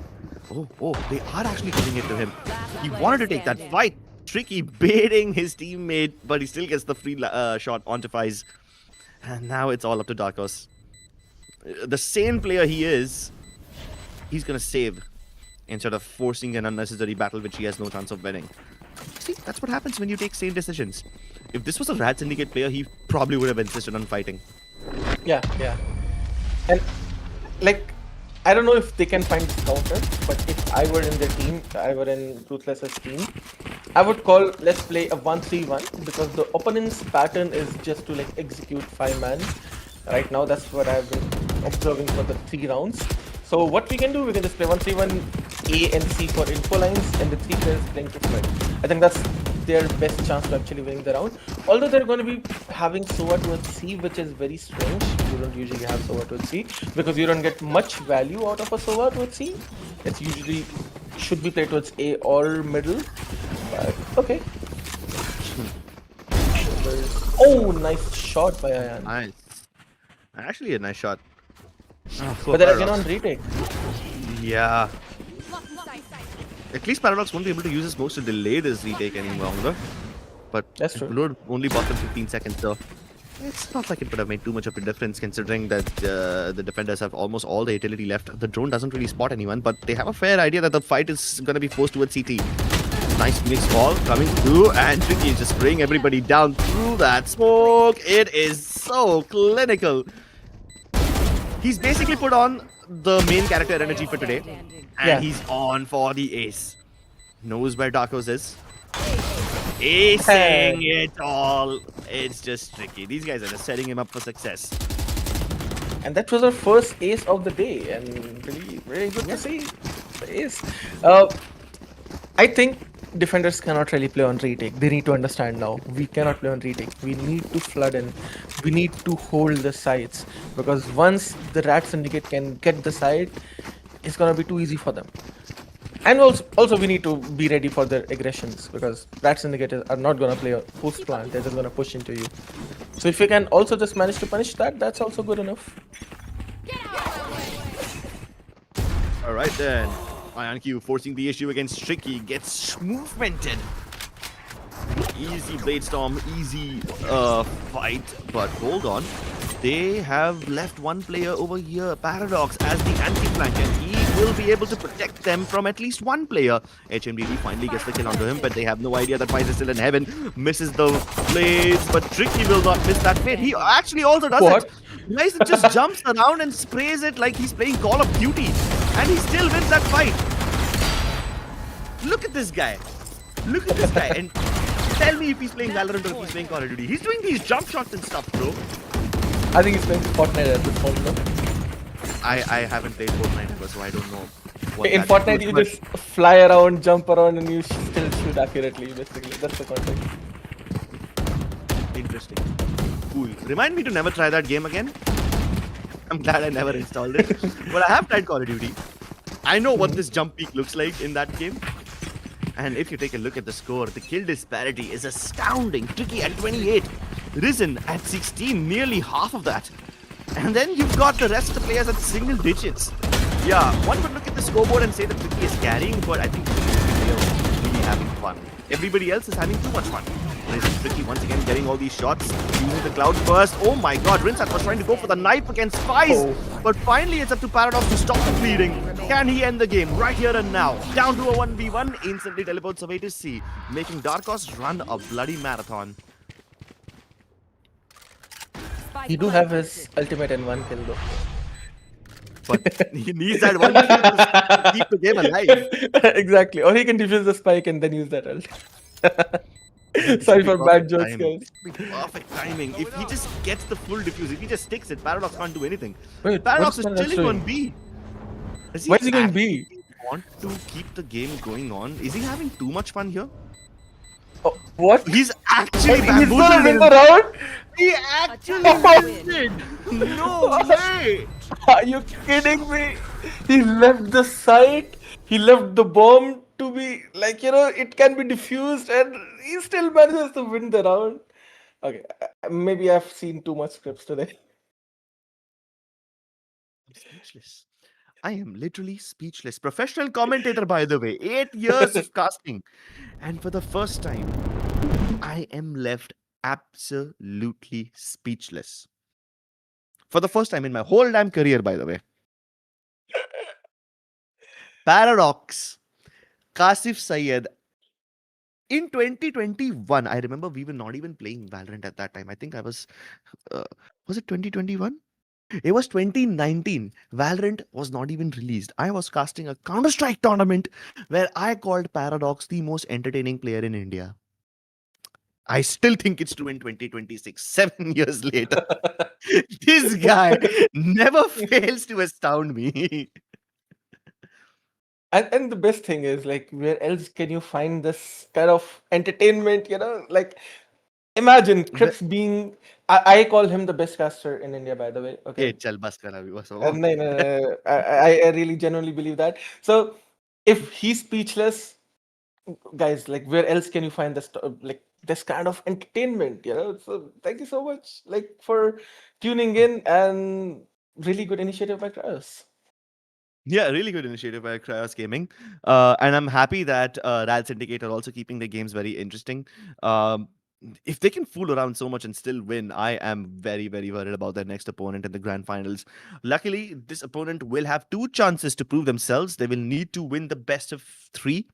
So the Rad Syndicate are probably going to take a chill pill for now. I'm pretty sure Shona must have been watching this game. And if they watch this game and figure out that, hey, Rad Syndicate are going to troll, we can punish that to win the tournament, you might just activate their serious mode. And then we might actually have a game on our hands. So whether or not we get to see Rad Syndicate being serious, or whether or not they continue playing like they are playing right now, one thing is guaranteed for sure, and that is that you are going to be thoroughly entertained. So do not go anywhere. We will be right back after a short break with the grand finals.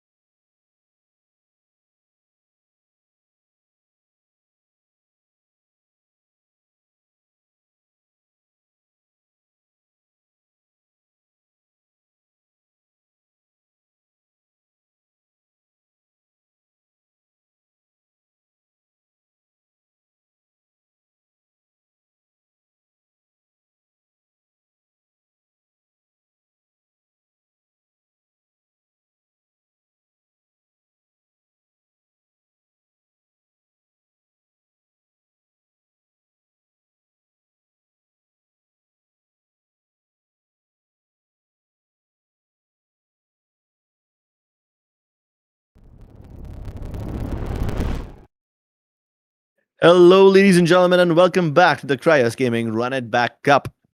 You guys are watching the grand finals now. We are done with the two semifinals. The winner of our first semifinal game was Shona's Basement. Second one was Rad Syndicate. Both these teams will be heading towards the grand finals where they have a chance to win the lion's share of the 35,000 rupee prize pool.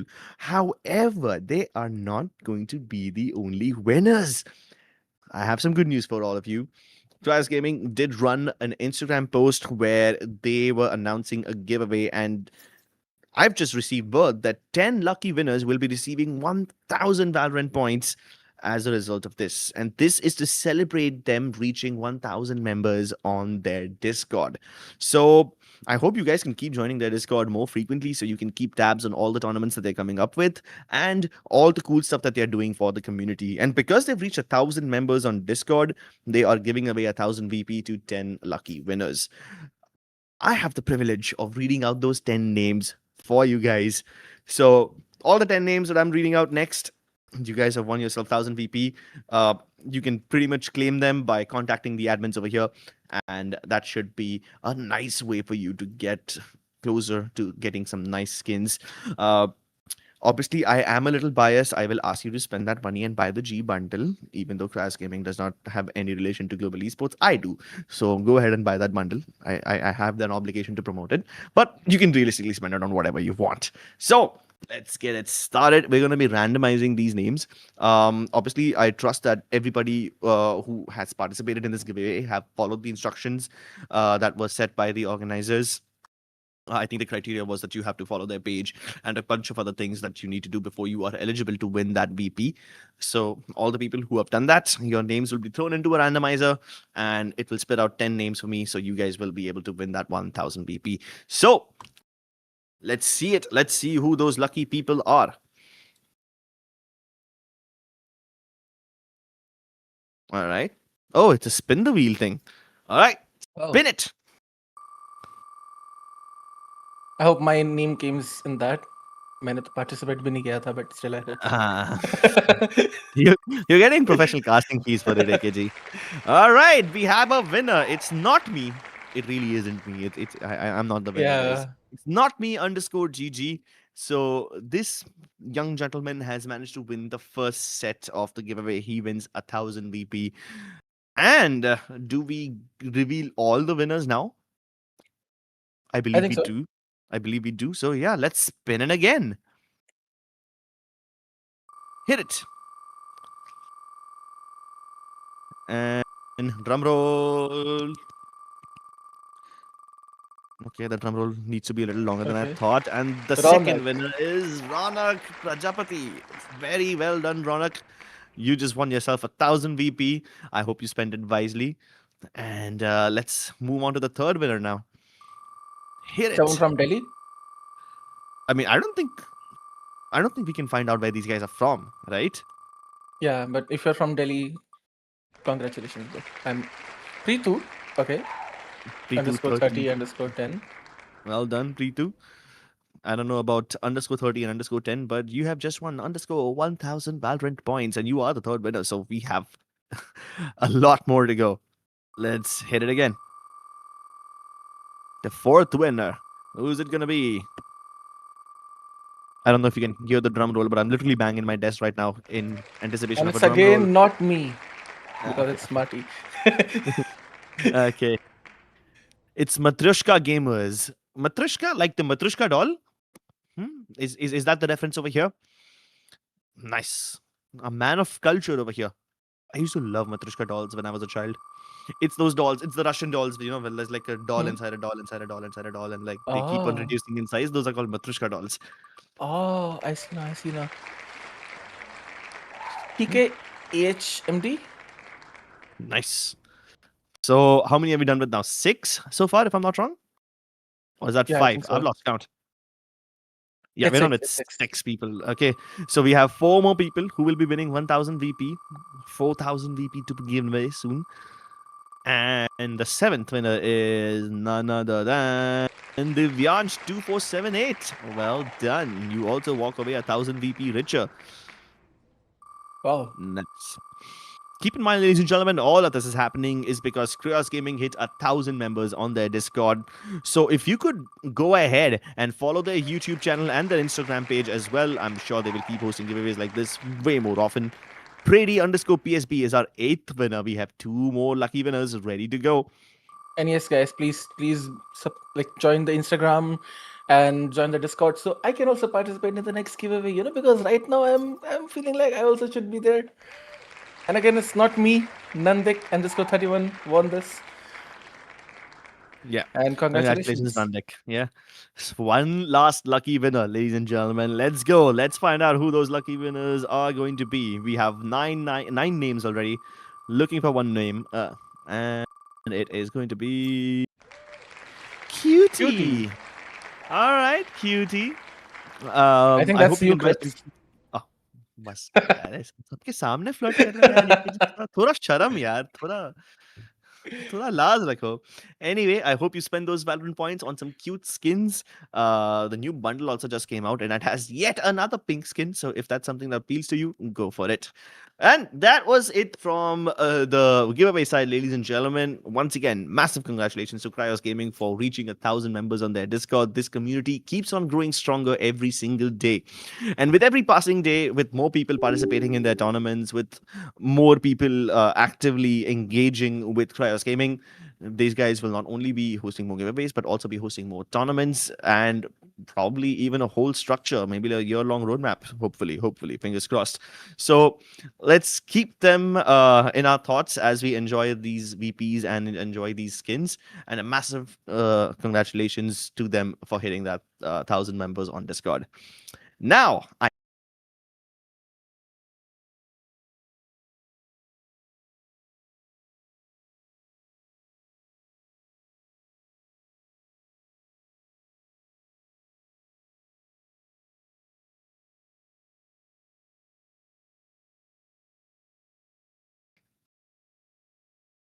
or I could be incorrect about this one.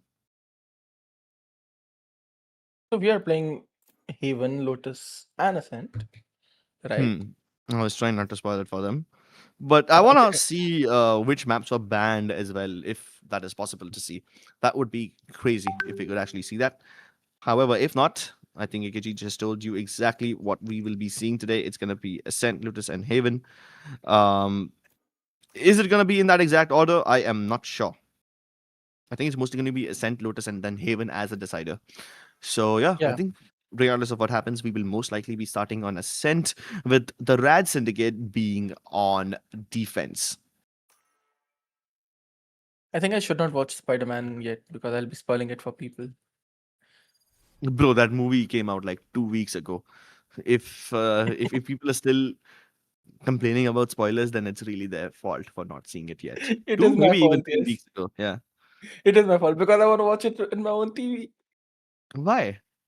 It deserves the big screen. It's okay. We'll discuss about Marvel movies later. There's way too many lately. But I'm pretty sure that this new movie, and I have watched it, so I can say for sure, this movie is not as entertaining as the previous match.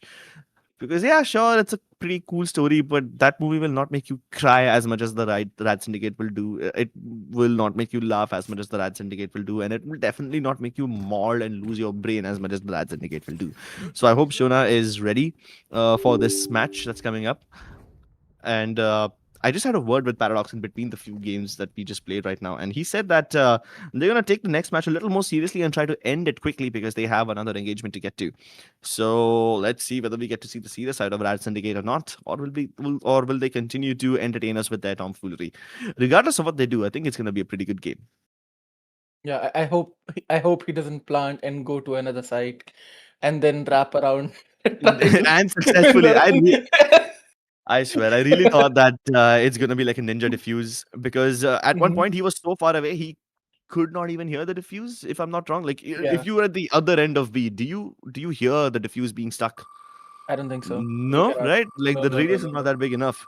So he just booked it, bro. Like he literally just walked over there and somehow the Phoenix, who was supposed to win the round for his team and keep the fight going, he started to panic. He got paranoid and he was worried about where could Paradox potentially be. So he put up that blaze wall, hoping that it would help him get the half defuse. But then he just did not stick the rest of it because he had no idea where Paradox could be. And he was hoping he would be able to bait the fight out from Paradox. But yeah, he is just too patient, which is something I never thought I would say about him. Patient is not a word I would often use to describe him, but he was so patient in this game.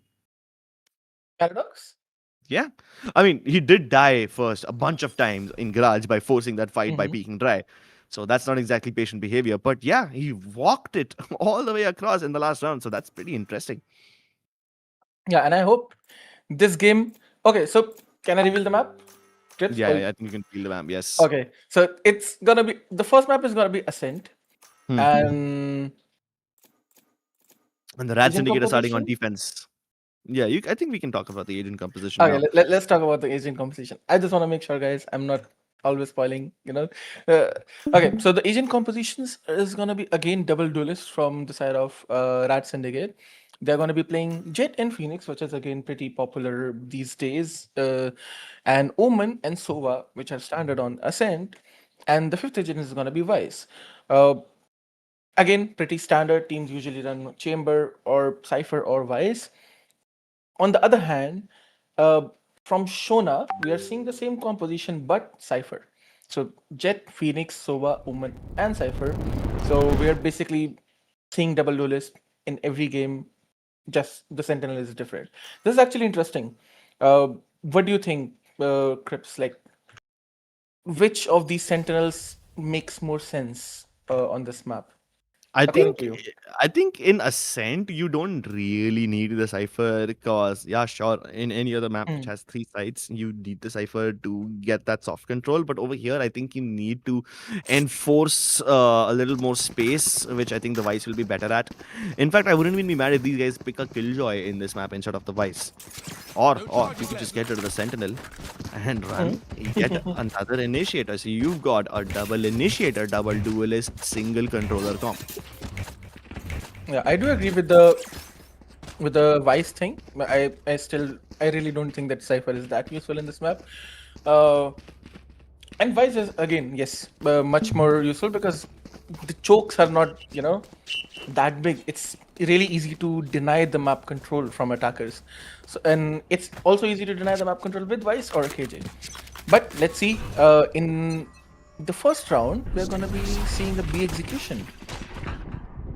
Alright then, let's see the B execution as Tricky dives right in towards the switch. Door will be flipped. Garv will be able to get that first kill onto Demus.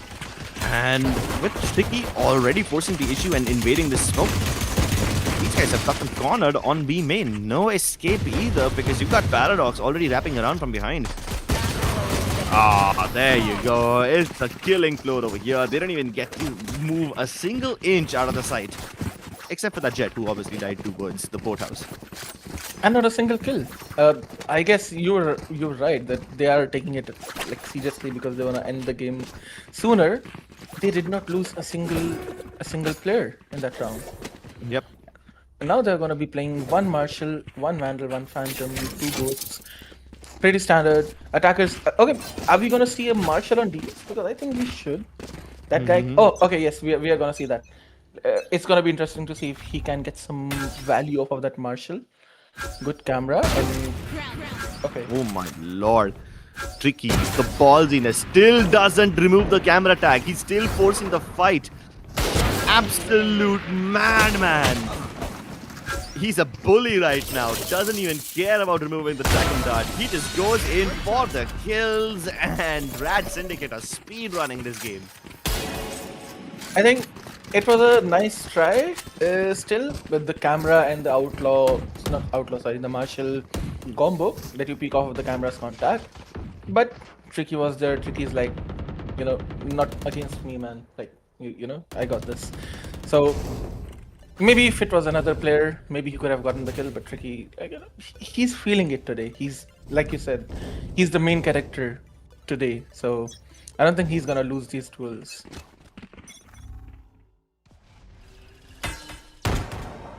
And think they're starting in a mid default, 3 top mid, 2 market. They managed to get 1 kill. Yeah, Tricky overstayed is welcome. This time at least they broke the streak on that, so it's not like they will be revealed for free, but Rinsat is using that fighting spirit and getting those eliminations as well on mid once again. Back to a 3v4. In a 3v4 situation, obviously, the attackers have a lot more space that they can issue. I mean, if they force the fight against Paradox over here and beat him, then A side is available. If they beat down that Vice, it's the B side available. Mid obviously is up for the taking, but they're still being very cautious, using the drone to check out Vine instead of actually even looking at the site. And it seems like Rad Syndicate have placed their bets well, because both Paradox as well as Garv have arrived on scene. And if we see, they're carrying forward, the attackers, the team Shona, are carrying forward the same playstyle that they had in Lotus. They're playing with the inserts, which is good actually, especially against a team like Rat Syndicate, which have a lot of 30 experience. seconds left. That insert gameplay or playstyle will help them, but he was not aware and got punished by Ryzen. That's a 3v3. Although the map space is with Shona right now, so technically they should have the advantage. But they don't have time and either, so they need to hurry it into the site. 10 seconds left. They're using the flash to clear out every corner, but Ryzen dodges that flash perfectly. And now the time is up. Huh? One enemy remaining. Terrible time to... Wow, okay, cool. So, yeah, at least he helps Rokropi get that kill through the wall bang because he used his tracking dart. Because he uses recon dart, so, you know, his teammate can get the kill with the spam, but you still lose the round. I mean, still got a kill for his teammate, so, you know, I don't know if that's good or bad. Round loss, definitely bad, bro. Yeah. No Although, way I can save that, I can save that situation. yeah, but okay, so let's see if their insert gameplay can really get them any advantage, because although I really like how they're playing an attack, but they're taking too much time. They need to hurry up. They need to hurry up more. 100%. Because they took so much time, even though they had so much space, they were forced to make that execution with like 10 seconds left, and obviously when there's very little time remaining, you will end up making those mistakes. This time though, if they hurry it in, then that would be a massive mistake, because without any information or even gathering any other type of map control, if they book it into the A side very quickly, they will run into a 3 stack. So that is definitely problematic. Tricky holding the one and done off angle. Paradox deliberately reveals himself and then putting up a smoke. He's waiting the jet to come in right into Tricky's crosshairs. Easy bait and switch between Paradox and Tricky. Yeah, and that jet just fell for that trap hook line and thinker. Tricky forcing the fight out of the Molotov. Inconsolable. It was a This team does- up. Oh yeah, of course, these guys don't have a Phoenix. So yeah, I don't know if that Molotov was thrown to keep the attackers out of the side or to just grief Tricky. Probably both, knowing that these players have done that in the past. Probably both. And Tricky's like, bro, my enemies are my own teammates. जब ऐसे teammates हो तो दुश्मन की क्या जरूरत? That's probably what Exactly. Tricky is saying, and he still wins the fight. So it's just a Tricky show today. Exactly. Maybe Rinsat is like, hold on, bro. I also need some kills. Let me get some kills. And okay, I again saw my future. I know Very bright. But then he died, bro. Neural Theft also used an in, and Rinsat's like, finally, I need these opportunities to get my kills. The Phoenix Salt is a little harder to acquire now, so let me get these kills and let me run it back. Let me run it back, because the tournament is called Run It Back. But now they have to respect this White's utility. And by the time they even look at Rizen's general direction, they are dead. Nice flash dodge. Void beats the Phoenix in that flash duel. And now he's running it back. He's hoping to force this fight against Tricky so he can get the spike over to his teammates. And the spike actually on the back of the Sova right now. Checking out mid. See nothing. Even Rat Syndicate have realized that this is no longer the B hit. So when they're falling back, they knew exactly what was happening. Tricky playing the one and done angle. Forcing the fight, catching Void off guard, but he set up Paradox for enough success. And they won the round pretty easily. मुझे ऐसा लगता है कि रिंसैट ने जो Molly करा था last round, it was actually intentional because we can see in his body language that he wants those kills. You know, that's why he's pushing middle the next round, and probably that's why he was just like, "Okay, Tricky, stop there. I want some kills." And let's see where he's gonna position himself this round, because I think this round Phoenix's position should be predictable. So if he tries to make a play there again, Team Shona should punish him. But depends if Team Shona is actually gonna think about that counter. Although they might be, because they're grouping towards middle this round. A rather aggressive sheer ball over here this time, but Rinsat still holding mid like an absolute boss. Takes care of Martin. Oh. And in turn gets taken out by his own teammate Garv. Like I said, जब ऐसे teammates हो तो दुश्मन की क्या ही जरूरत? Exactly. Maybe Wait, do you still get an ult point if you die to your teammate's shock dart? Yes. If that's the case, well then you're just basically helping him farm those ult points faster. Then it's a viable strategy. Killing your own team. It is not a viable strategy. You can still try to get a kill, and if you die, you still get a ultimate orb. Yes, but it's faster this way. You save 2 whole seconds if you let your teammate kill you. And the opponent doesn't get an ult point. So, you know, it's a 200 IQ strat, yaar, AK ji. Kya? Yeah, BCP level To make thinking. that out. And just make that out a 2v4 now. Oh my god. Okay, but Tricky. Okay. Knife him. Oh, he did not. But he cannot stop the spike plant. I love you, don't shoot me. Blinds it. Paradox! Oh my lord. Walks up with his smoke out. So at least they give one round to their opponents. Some fighting chance for Shona. But only because they're just trolling now. I don't know. They said they want to play this seriously, but you know, seriousness again kind of went away. Yeah, you're making the round easier for your opponents. You're gonna give the round to them faster, bro. Yes, it's 100% serious. Look at that. Rinsat has his ult ready, right? So I would call that serious enough. They do have 4 ults now. And one of the ults is already used. He's already out with his Bitstorm. Oh my god. Sharp reflexes, dodging the flash, and then getting the instant triple. Ryzen with the 4th, basically denying Rinsat the ace. They're never gonna get the ace. I'm actually surprised Ricky managed to get the ace in Haven last time. But Paradox, you know for a fact he considered blinding Rinsat over there, but instead he uses it on Martin and wins the round fair and square. Also, I think now Shona should try to find a counter to this. Now, what do we see? If I'm thinking from Shona's perspective, they're always fighting middle, okay? But they are not really playing sites weak. So it's like mostly A shot, B main, and one towards market. If I were them, I would just smoke shot and run it down in market, like as for. I hope they find this counter. I don't think they're gonna do. Oh, okay, they smoke shot. They're. Let's see if they're gonna.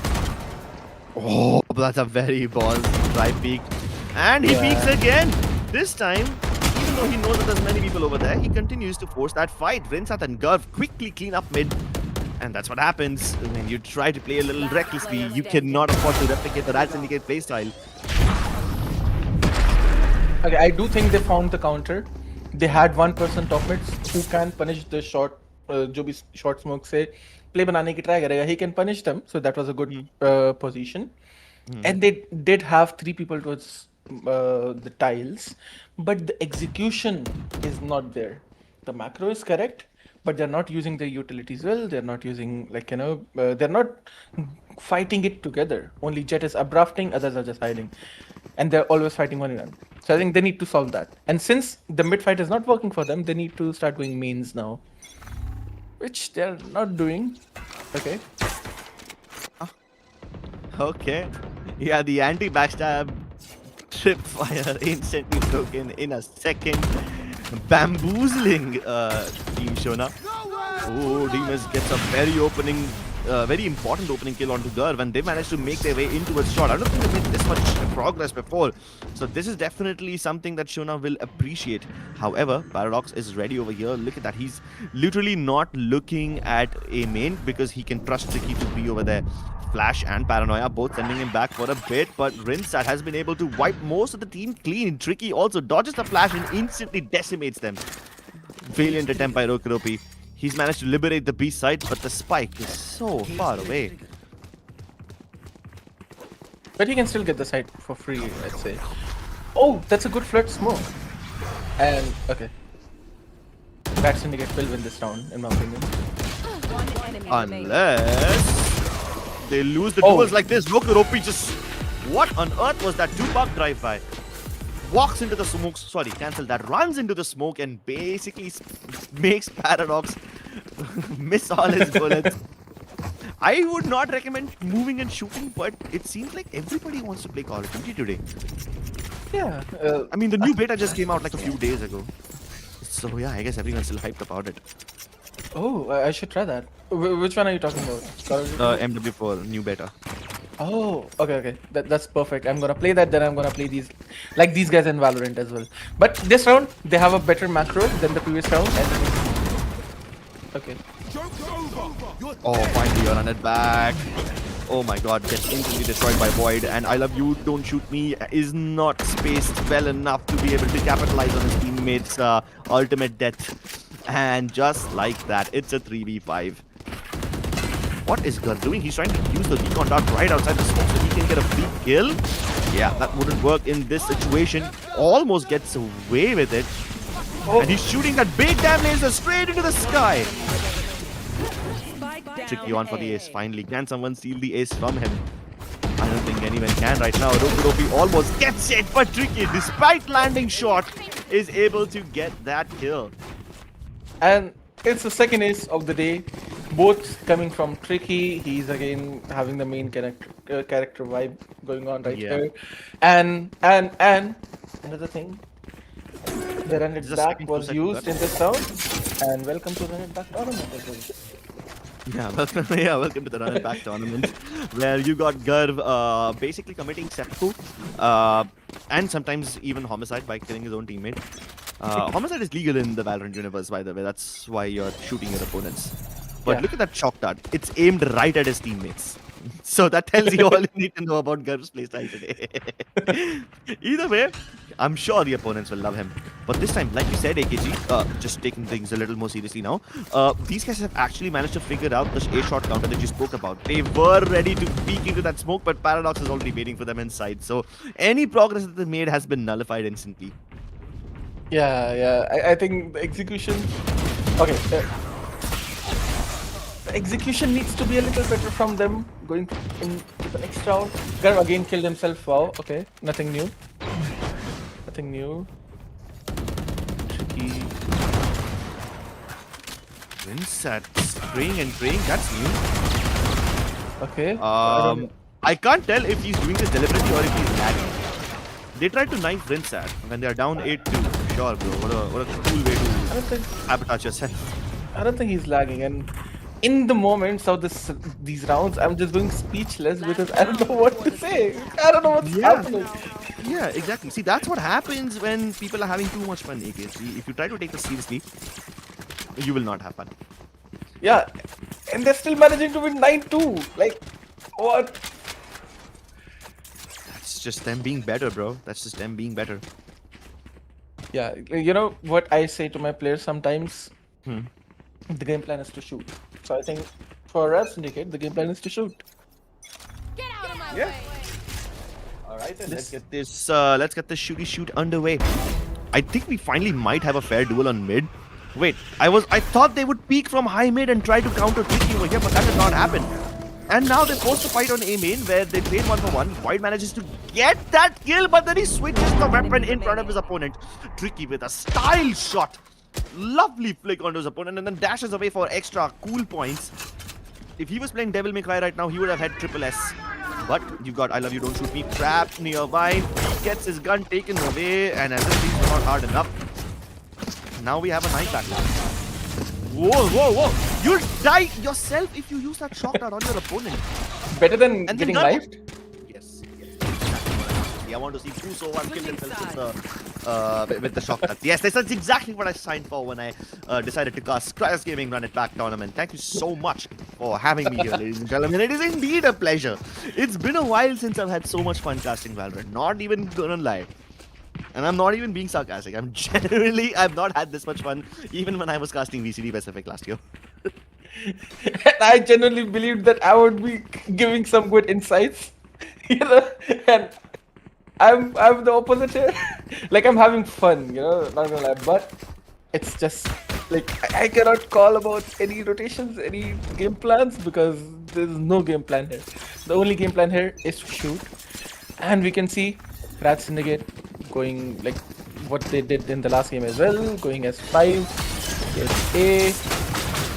Cypher Rock playing a cheeky spot, getting 1 kill, and he will get away. Now it's a big scenario. Gurf not giving a care in the world, jumping in heaven, still managing to get 1 kill. He's 1 HP, and now it's a retake scenario.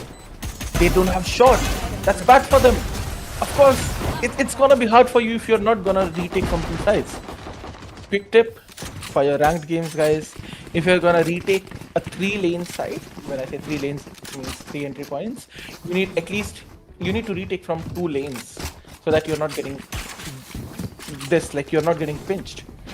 Yeah, so that you don't get funneled into Tricky's crosshairs and give him an easy 3k. They didn't even look in his general direction, by the way. So I don't know if Tricky's having main character energy or if he's just got plot armor. It seems more like plot armor at this point. Seems like a badly written shonen hero, It's kind of like watching Solo Leveling, where the writing is shit, the animation is decent, the aim looks flashy, and Gurv is AFK running. I think he's playing with one hand. Yeah. He has his hand off the mouse. He's just running it straight into mine. Okay. Paradox is not gonna be happy about that. He's fine about it. Oh, and they're all waiting inside the smoke. That one dart will reveal everything. Oh, they break the recon dart. Okay, quickly enough, but Tricky continues to take it a bit more seriously. Tricky's the only one who's playing like he's supposed to be playing. Oh no, he whipped the knife. He doesn't whip the other one. And poor Demas, not having a fun time, seriously. Match point. Yeah, he just typed chi, like someone typed chi from his team, from Shona's team, and they're definitely not having fun right now. Yeah, for all my non-Hindi speaking friends, chi means yuck. Yeah, exactly. This round again, they're just gonna start in a 5-man, 5-man hit start. They're gonna go B, and it should be pretty easy considering there's only Cypher, and they can just smoke off market and they don't have to deal with anyone.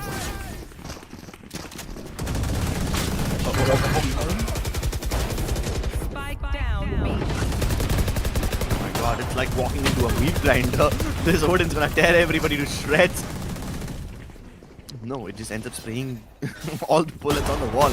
Team is trying to force that fight against Tricky, but he decides that Tricky's kind of isolated. I should fight it with my teammates. His teammates are nowhere here to help him out.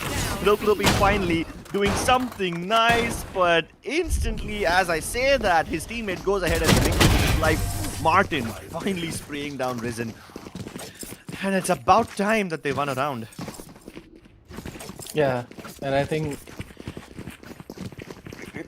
one extra round, 2 minutes extra for 2 minutes extra delay for Rad Syndicate, so thoda late ho jayega unko jaane ke liye. So I think that they'll be taking this round a little seriously.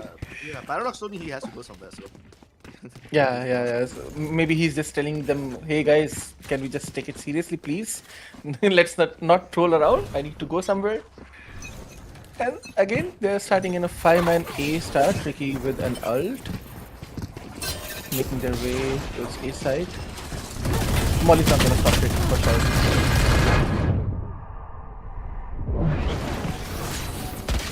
Do you think this will stop them? Oh my god, he's turned around just for a second to look at the Paradox, but Rinsa just walks right out. Martin's Odin finally shredding people. Yeah, that's the meat grinder that I wanted to see. And that leaves poor Gurv in a very sticky 1v4 scenario where he has no health left. You have 2 shock Come on, darts. bro. Yeah, come on, bro, do it. Do it. Do it, shoot We know yourself. you wanna do it. Now he's not gonna do it. I think He's like, Paradox finally. scolded him. Yeah, no, finally he's like, okay. An 11 HP 1v4 clutch situation is exactly what I wanted. I wanted one highlight clip of myself in this tournament where Kryos is screaming his lungs out saying my name, and I'm gonna give it to him. The drone didn't Drone see is it? not. Oh!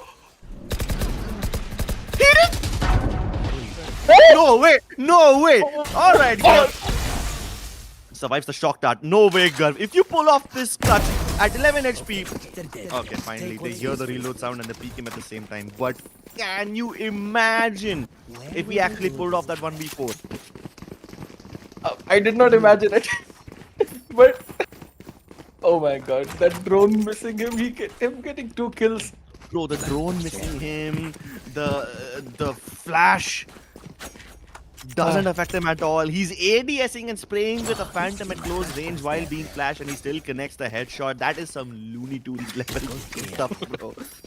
Walt Disney himself cannot come up with stuff as comical as this. Charlie Chaplin has nothing on Rad Syndicate. My god. Now they've started to play like a sport. Okay, so I don't know what the game plan is in this round because they're just 2 players are making their way in B side and 2 are in A main and 1 is in short. I think they're just like go for your own kills, man. Try to get kills. Paradox manages to kill 1 with shotgun though.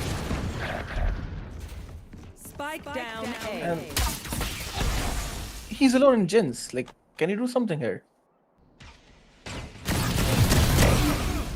Alright, Rensat, lovely shot onto Void. Phoenix stiff. Guardian control acquired. Paradox forcing the fight to the back, even though it's not really to his advantage. Is he actually gonna try pick the Odin? I think he's gonna try pick the Odin in 3, 2, 1.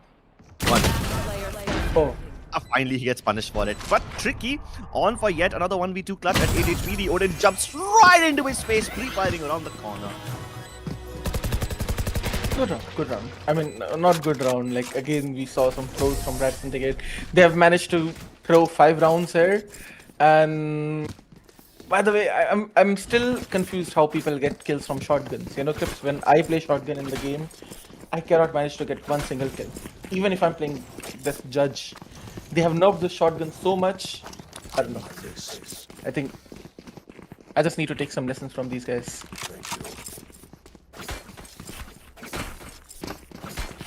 Again, they're starting in a 5-man A, and defenders are starting in a split. C towards middle. I think their game plan is to flood. And Phoenix Insta Molly. I think the Molly was a little too early, but it's fine. At least it stops them for a bit. Oh my god, he sticks the ultimate right in front of Martin's face. Okay, very cool. And it's surprising that Martin is the one who kills him, not the big Odin that's just blasting on heaven. Oh, finally, the Steel Garden coming through. This should finally take some of the weapons away, but Demus has no problems. He switches over to the Blade Storm incredibly fast, converting that kill. But Ryzen once again turning the tides. 1v2 flashed, and there's Martin securing the elimination. AKG, is it just me, or did this feel like an actual round? Yeah, this actually felt like an actual This round. actually felt like a real round, right? Like I felt myself like, okay. Yeah. They're not fooling around anymore. Yeah, I hope they don't, because I don't have anything to say if they're fooling around. All I gotta say is, oh, they're playing with shotguns and jumping around and sometimes getting some... Okay, so I think it was easier to fool around in defense and still manage to win the rounds. But in attack, it's a bit hard, you know. Opponents have the sight for themselves. They can hold it, you know, they can shoot you. So maybe they'll take this round a little more seriously. They know Phoenix is always mollies, but they still wasted their paranoia on gens, which I think they cannot capitalize. But with the freaking thorns, making sure that he cannot escape. That's a lineup and a half used just to bully him with the Odin. I think this is the most amount of brain cells that Rad Syndicate have used in this game. And once again, as soon as I praise them, even once, they go ahead and force Paradox with the knife to finish off the game. Attackers win. and they managed to win it. Only gave 6 rounds because of trolling, but okay, we'll take that.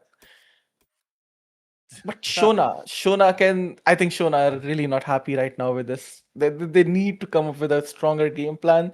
They need to come up with more confidence in the next game. And Rokrop was actually confident, and if you see that he was actually killing people, so I think, and we have seen Demas playing really well in the previous games. So I think I would love to see these guys step up into the next game and manage to win more rounds than 6. Oh yeah, 100%. That being said, though, you saw a glimpse, a tiny glimpse of how Rad Syndicate can play if they take things seriously. A simple lineup, Vice standing in A main, using that uh the arc, not the Arctos is the flash, the Thorns. thorns, Yeah. throwing it to heaven just to make sure the person playing heaven cannot fall back when the Odin starts spamming him. One tiny lineup and a little flash combination to bully the person playing heaven. That's just one example of all the plays that Rad Syndicate can make, but they did not make them just because they wanted to have a little bit more fun. It just shows you a glimpse of what can happen if Rad Syndicate start using more than 5% of their brain. And I think that should give you the flavor of this entire match. Very soon, we will be stepping into map number 2 as well, ladies and gentlemen. And that map number 2, if I'm not wrong, is going to be Haven. So, yeah, we will see you guys then. We'll take a small break, just like 2-3 minutes. Let's give some time to Shona to recuperate from this loss and lick their wounds. Let's give Rad Syndicate a little more time to just huddle themselves up. And we will be back with the next map in just a jiffy. Don't you go anywhere. Also, my bad, I was mistaken. The second map is not Haven. The second map is going to be Lotus. So, my apologies for that one. We will be back with the next map very, very shortly. Do not go anywhere. And we will be back with the entertainment.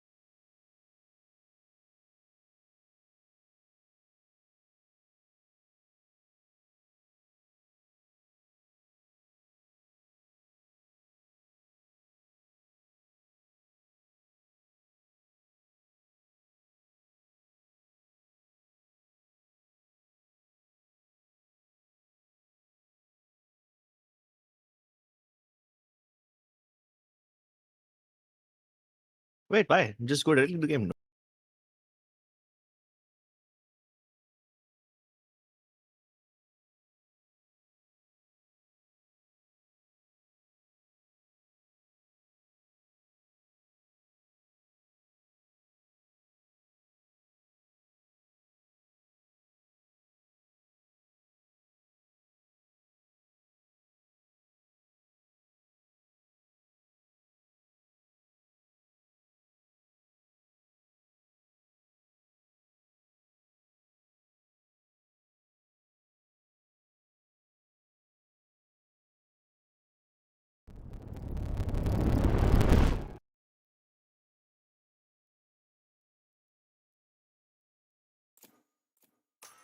Hello, Chris. We are back. Hello back. there, AKG. We are back with the gear finale, and this is Rad Syndicate versus, if I am not wrong, it is Shona. So yeah, Shona not really having a fun time in the first game after Rad Syndicate were having their way with them. Shona has showed up like a champion in the second game again, and this time on Lotus. These guys are rocking the Killjoy alongside the Fade, Raze, Vele, and Omen once again. Yeah, and okay, so I'm seeing a deadlock in this game and triple senti, which is again we don't get to see that often, especially with deadlock, KJ and Chamber. You know, I have seen triple senti with deadlock, Sage, and Cypher, but not with this comp. So it would be interesting to see how are they gonna run it. They're starting in defense, so maybe it shouldn't be that hard for them. I don't think it's their main comp. But I think in defense it just gives them a lot of rounds. For attack, I think they should run a 5-man execution approach, which I said in the last time as well. Although they are starting in a split. Ooh, nice shot by Demas, finally putting Tricky's reign of terror to an end. He was dominating the entire game last time, but now it seems like a nice, good old-fashioned 4-man rush towards the C area will let them the result they want. Unless Gulf has something to say about it. Nice shot with the Sheriff. White puts a burst into Rizen's brain, and finally they take care of Gulf. The man who could have solved this problem will succumb under the pressure of the overwhelming number of pistols being thrown into his face. And finally, Shona get a pistol round win. Yeah, and I think they played well. I think they played this round well. They kept it simple. They just executed, and that's exactly what they need to do with this comp that they have. I'd say Rad Syndicate, they might took them a little lightly in the pistol round because of the last game, but yeah, they just got punished for it. So I hope they now will play a little more seriously. And again, they're starting in a 3-2. It should pull rotations and it should give them a free entry in B side. Oh my god, what's about to break that contact feed against Rinsat, and he's gonna lose his life. Gurv at least trades out one, but that's all that she has written for him. Risen. Yeah, forced to fall back. The best that he can do right now is recover a weapon and maybe cause some economic damage, because I do not expect him to win the round entirely. That being said, though, he has pulled off some crazy stuff before. So I wouldn't really be surprised if he shows us some of that stuff. He was jumping out of smokes when he was playing a Cypher in Haven. He didn't really do any of that while he was playing Ascent, but now that he's managed to get into the site and hasn't seen anyone, I thought he could have done something, but no. All that suspense, all that build-up leads to nothing. And, you know, Crips, I wanted to say this in the last game, but maybe Rad Syndicate are taking it lightly because the team name is Shona, so they're, you know, they're being kind to their Shonas. Like, I mean, that's what you would expect the casters to say when you've got a name like that. So I really don't blame you for cracking these kind of jokes, AKG. I mean, they were handed to you. You were dealt a bad hand, bro. You play with the cards you get. You play with the jokes you've been given. Exactly. And I know your humor is better than that, but in this kind of situation, it's not in your favor. Tricky overstaying his welcome despite the Prowlers and the Caesars being thrown at him. Finally, it's that one tap from Demas' Outlaw that puts him out of the game. C site open for the taking.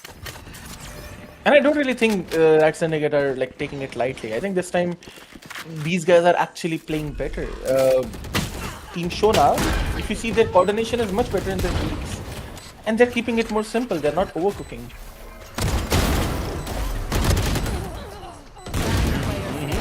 Void is indeed flipping, keeping his opponents alive. Yeah, I think Rad Syndicate might not be able to bully their way out of this one. They might just have to play in a normal fashion finally. Yeah, Otherwise, and- they might be going to a third map. Yeah, and I'm really happy to see, honestly. I'm very, very happy to see them actually step up and fixing their mistakes from the previous games.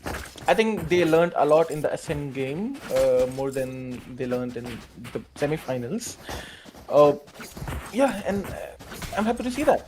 This round, let's see what they're gonna do. They're gonna start. They're gonna have. Okay, I don't know what they're doing yet. Okay, they're gonna fake A and they're gonna make their way into C.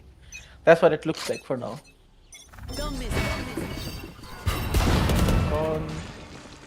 Nice opening attempt by Demus, but doesn't really get him anything. Void punishes them, walking with the knife out. They thought that the C site was clear, but now Tricky finally has to. Oh, the collateral with the headhunter! You don't get to see that often. I said that he's having a field day. I said that he's feeling like the main character. But let's be honest. A collateral with the headhunter is definitely not main character entity. That is plot armor right there. You cannot convince me otherwise. And if you see, the KJ was actually running with a knife out. So Tricky getting those 2 kills is like a lifesaver for them right now. And okay, he's feeling it. He's feeling it. We can definitely see that. Really nice shot. No, it's a 2v4. I don't think it's really possible for them to win this.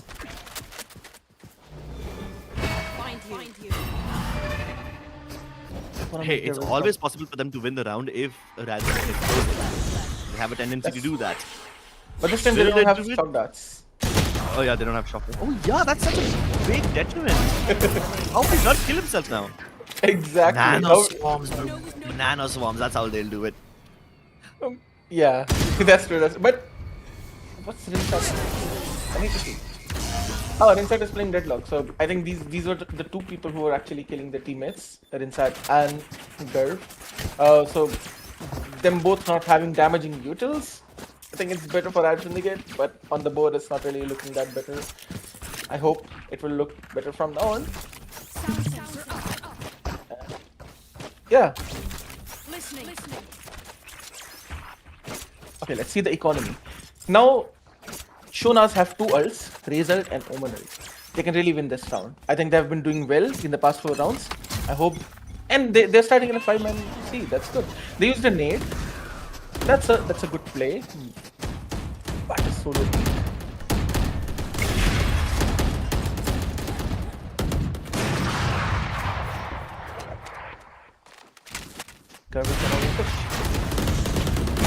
I still manages to kill. Oh my god.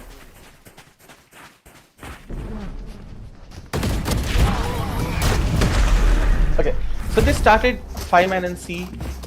They used their nade. That's better. They're finally using their utilities well.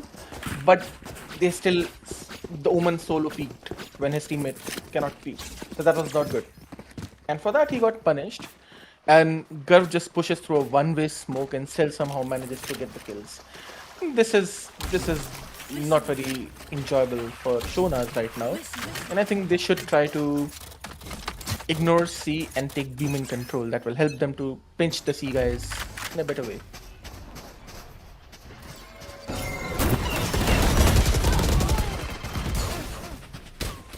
And they use the smoke that we saw in the last game as well. Worked well for them again.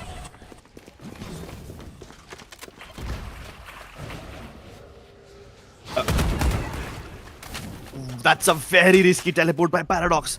He's still inside the smoke. It's not been discovered yet. And if he times it well, he can get so much more, but he only gets the kill onto Rocket OP. Oh, that was so anxiety-inducing to watch. Risen walks across that gap like nothing is bothering him. Still wins the duel at 2 HP. And they're all huddled up together. There's a chance he can slay him down at once. They're not even checking him. But no, he moves while he shoots. And that's the clutch opportunity gone. I do think the smoke they used in C main, like you mentioned as well, that's not the best smoke. Usually what you can do, you can use a smoke besides the mount and your Omen can just TP inside it. And you can use like a recon so that the Omen can flash on that recon's contact. But I'm still happy, even if that's not the most optimal play, most optimal smoke, but it's still something. They're still trying to find counters, and I'm really happy to see that for Shonas. You always want to see underdogs doing something better. Yeah, and they are actually doing better right now. They've got a 2-round lead over the Rad Syndicate. And that is as big of a lead as they've ever gotten in this series before. Nice combination over there with great seeds as well as the nade that could have killed anyone who was hiding in that corner, but nobody's present over there. Nightfall thrown in just for good measure, but it still doesn't matter because Ryzen and Paradox will be able to get all the kills, and now they're coming in to clean up house. Nice wraparound. They trap all of the Team Shona's basement in there. Shona's basement? More like trapped in the connector. This round looked like that Shona's gonna win because they had the advantage, they had the better map space. But still somehow Rat Syndicate just managed to shoot them back and win the round. And finally we are seeing them come back into this after losing 4 rounds. Although we do have some money, you can maybe buy a gun for Rokorop or Demas in this round, and they can play as a hero rifle. Although they chose not to do that. And they're gonna do the same smoke again, which is good. That's helping them so far. But the solo peek is there. Nice shot by Tricky. Yeah, the legitimately good shot by Tricky. Nice follow-up by Garv as well. It's all up to Demas to somehow stop the bleeding, and you can only get one. Risen also opening the door, surrounding them from every single side, and it's like walking into a bear trap. You get mauled if you take like 1 inch of a step in the wrong direction. Yeah, and I think that's true. Like, these guys just took Seaman control, which I really liked, but then this solo peaked. I think that... I don't know, Chris, if you remember, I sent you the stream. When I'm teaching my teams, I sometimes just make them play swift plays where they're just running together as a pack and learning how to path, together, so they're not overpeaking like that. I think these guys need some of those drills from me. Are you just convincing them to hire you as a coach? Oh my god, Yes. you sneaky man. Business opportunity maxing at every turn. Look at that greediness from you. I also love the greediness from Tricky. What a lovely shot. Just peeks out of the smoke. In any other situation, Tricky would have been punished so hard for doing that. But this time he gets away with that kill scot-free.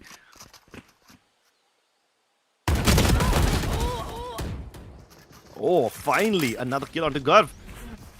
It looks like the momentum is finally swinging in the favor of Team Shona as they continue to advance on towards the A side, but they haven't cleared out the fade right around the corner. Ryzen steps up and he gets a free kill onto Rocket OP. Could have gotten a second, but even if I Love You Don't Shoot is able to get 1 kill, he gets instantly shut down within a matter of seconds. Finally, Rad Syndicate are trading properly. Yeah, I still think their positions are way off, like they're standing really far away, but they're managing to trade well because individually these players are just really good. They're getting kills, they're getting away, they're grouping up with their teammates. So that's what you expect from the players that have played Tier 2 already. Comparing it with Team Shona, they're still peaking 1 by 1. That's really losing them the rounds. And this round, they're playing much better. Probably because they have eco. And they just want to...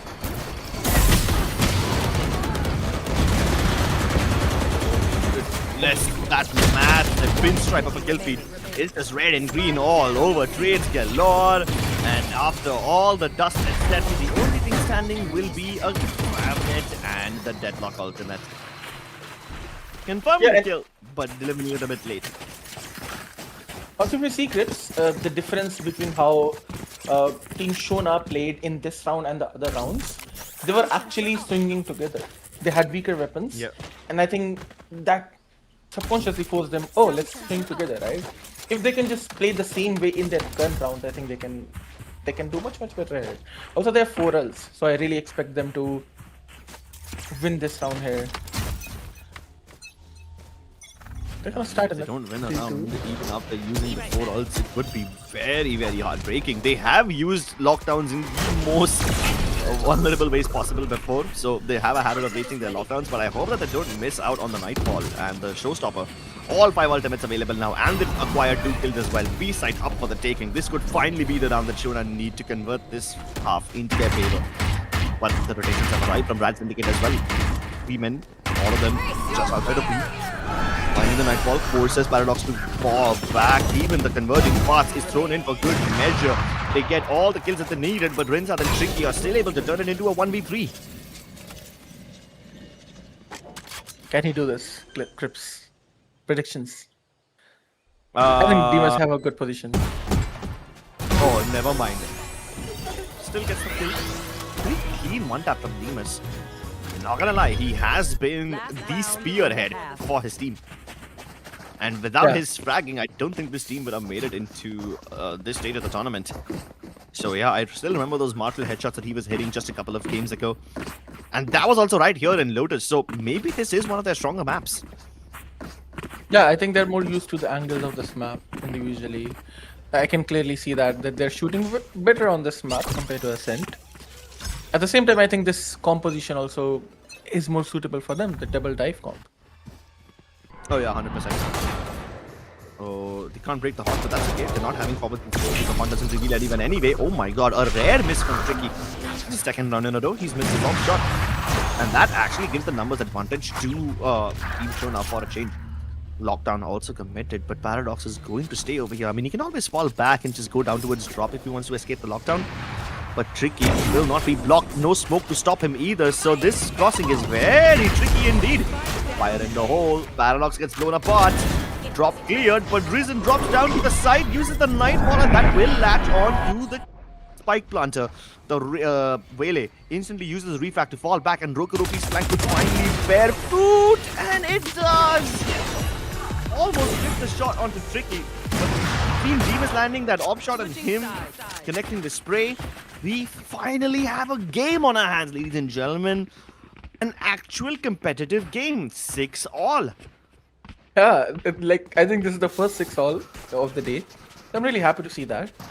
Although, I think the attack should be easier for Team Rad Syndicate. Why? Because I think their post plant is gonna be really strong with that composition, and I believe that these guys, Shonas, are not really working, are not really fighting the spaces that well in defense, which we saw in the last game as well.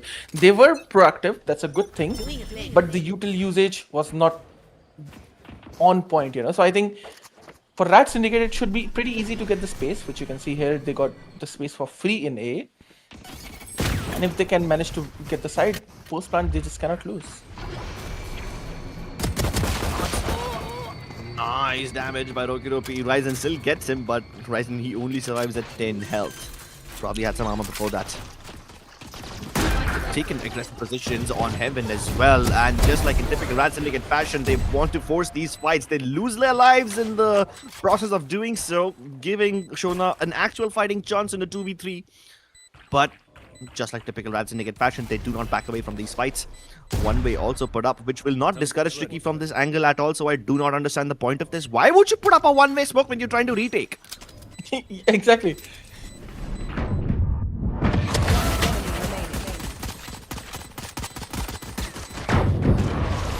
You know, Crips, I was gonna tell you, how do a team lose a post plant with 3 sentis? Like, they cannot lose that, right? I cannot imagine them being a better team, being better players, and also losing a post plant when they have 3 sentis. But I was wrong. I mean, sure, you can say that maybe Chamber is not one of those post plant sentis, you know. But you know, maybe I was wrong, because if they just keep pushing into their spawn like this, they might just lose the post plant. I mean, we were talking about Rad Syndicate throwing in the previous game, trolling, whatnot. But over here, when you put up that one-way smoke on Heaven, you are actually throwing. And it's not like you wanted to do it. It's not like you wanted to have fun. You just genuinely did not understand how the mechanics work. Oh my god, Curve instantly deletes Ropi. That's what happens when you don't have any armor. The single body shot of the Marshal can take you down. And that's a very fast plant in the first 15 seconds of the round itself. Oh. Okay. This is All good. right, This then, is good. Martin. This is good from Team Shona. Will they win another 3v4? And Tricky knows about this. Yeah, that won't even use the smoke to cover up the chamber trap, just so that nobody will be able to watch the backstab. But Tricky is well aware about it. Kills the backstabber and then goes back towards Waterfall to actually get the last 2 kills off the round. Seems like finally Rad Syndicate is playing seriously. I think, you know what they're doing? They're letting the 2 players push. So initially they don't play seriously. But whenever it's a 3v4, they just play seriously. They're like, oh yeah, no, let's chill. Let's hold the sites. Because they don't really need to push into post plant with 3 centis. Especially the KJ having the most delay. Pushing into the spawn. Ooh, wait, what? I really thought he hit that shot. Yeah, I really thought he must landed that one tap. That was a bit of a spark. That's okay. We'll find that out later. Paradox using the smoke to assassinate his opponent, Demus. And that gives them free control of the ace site. Paradox once again continuing to force these battles. That is actually ridiculous how often he manages to put down the smoke and still go past his own smoke to continue battling them. He's a man on a mission. Just cannot be deterred, cannot be sent back. That Spartan mentality, you know, like you don't fall back even a step. It's that mentality. Clearly watched 300 before playing this movie, before playing this game. And I really think that. Okay, nice paranoia. Nice kill. One Attempt enemy to. remaining. Okay. You were about to say nice attempt to retake, but then Tricky just destroys all their attempts. All in vain. Exactly. Time running out. Ropi finally gets that. I think he's got enough time, right? No, you don't have. You don't have time. Oh my god, Tricky just literally destroyed their nice attempt. Again, they just won somehow. That Syndicate is somehow winning these rounds despite throwing the rounds. And okay, I was gonna say that Team Shona really need to work on their defense. They need KJ on the one side and Omen on the other side, and have Raze, like, you know, grouping up with either of them to have more delay on the chokes, because right now we don't have any delay on the chokes. For example, right now we have all the util agents towards A. On C there is no delay. Maybe you should put Vele with KJ or maybe Raze with KJ so you can have some delay. That is a very cool tactic, but what would you do if that Syndicate disrespects all of that utility and just forces their way through? Like literally just brute forces their way through. They ignore the nade, they ignore the C's nade combo, they ignore the smoke, they walk out of it. They don't respect your utility. And now they're challenging you in literally your own spot. Yeah, I mean, this was the best thing that they could have had, like 4 people towards A, all the util agents, and they still managed to lose that. The Rat Syndicate still managed to like kill them all. Like, wow. Exactly. Okay. Like So- on paper, they didn't make any mistakes. And on paper, what Rat Syndicate did is a suicide move, disrespecting your nades like that and just going right through the smoke. But they've got the firepower to do it.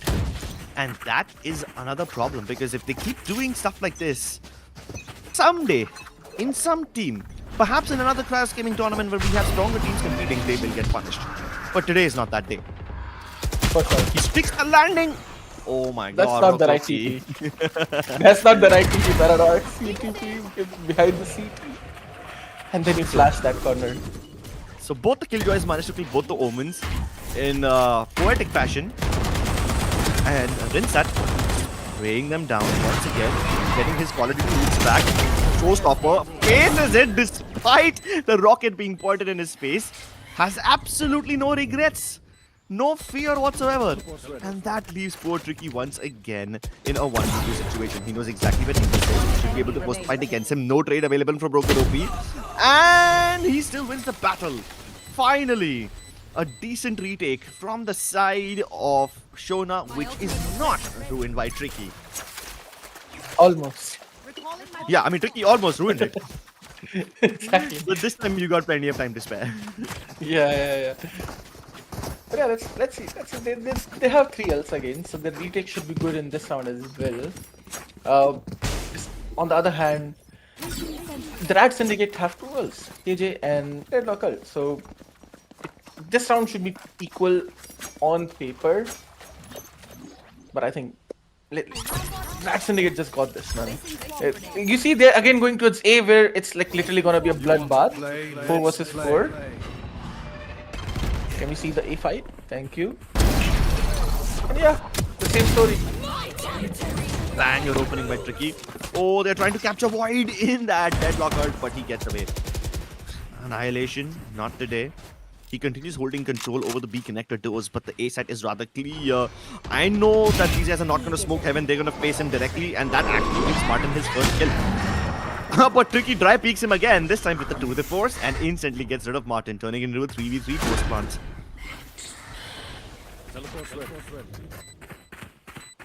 And now they're retaking, but only from stairs. Omen is going heaven, that's good. So at least they're retaking from 2 different angles. But it's 2 different knockdowns. 2 different lockdowns. I don't know who all will be locked down here. They can go towards drop, but Risen will get detained. No, wait, Risen doesn't get detained. In fact, it is White that gets detained. Yeah, what was this? I'm gonna be very honest, Steph. I was watching this round very carefully, but I had no idea what's happening. I had no idea who is winning. I just got to know, oh, 3 people are alive from Rat Syndicate and they won the round. I mean, I don't exactly blame you. Not exactly 200 IQ moves over here. However, we are getting to see some pretty incredible shots from Tricky, so that's really nice. I'm glad to see that at least Tricky is playing this like he would play just any other game. Oh, a nice decent combo once again, and this time it works for them. Let them get all the kills with just the Sheriffs and the Classics as well. But Gar gets a double. Turn it into a 1v3. Once again, to slow Tricky down. And that is the only way to slow him down, literally by just throwing the Veil AC at him. Oh my god, you missed your first 2 shots. You give him an opening. You give Tricky an inch, he will take a mile off of you. And you've given him the space to work with it as well. Look at that tree, open, A site empty. Killjoy's holding the backstab, yeah sure, but you only got a classic. You can pick up some weapons down by the floor if you manage to walk in over there, but now it's a 1v1 and you are not close enough. You missed your shot on Tricky again! You cannot do this again and again! If you aim for the king, you better not miss. And Tricky doesn't even need the tricks up his sleeve to pull that clutch. Like a magician pulling a rabbit out of the hat, Tricky pulls it back from the jaws of death by prying it open with nothing but a little bit of whiffs and sheer brute force. If I were Team Shona, I would go in straight into a deathmatch after this game. Oh yeah, 100%. And again, it's just like same story every round. And now it has started to work in the favor of Team Shona. Team Shona is like, no, not anymore, guys, please. We have figured out the utils now. We are gonna fight you guys. We are not gonna let you get the space for free. And a good position from Dokrup. I really like that position. Tricky can manage to punish him. Okay, can he clutch this round as well? The back-to-back 1v3 clutches, bro. I don't know who wrote this script, but this is a terrible script. I agree. I think it's Shona's... It's a typical shonen jump plot armor, you know. It's worse than Naruto's talk no jutsu. Oh, and I have he's not watched posting Naruto. I'm sorry. Nah, don't even bother, bro. Tricky's pulling off all those miracles, forcing the off-angle fight against Martin. Only loses 1 bullet worth of HP. Finally, Void punishes him. No more clutches for him. I think Tricky's shoulders are hurting now.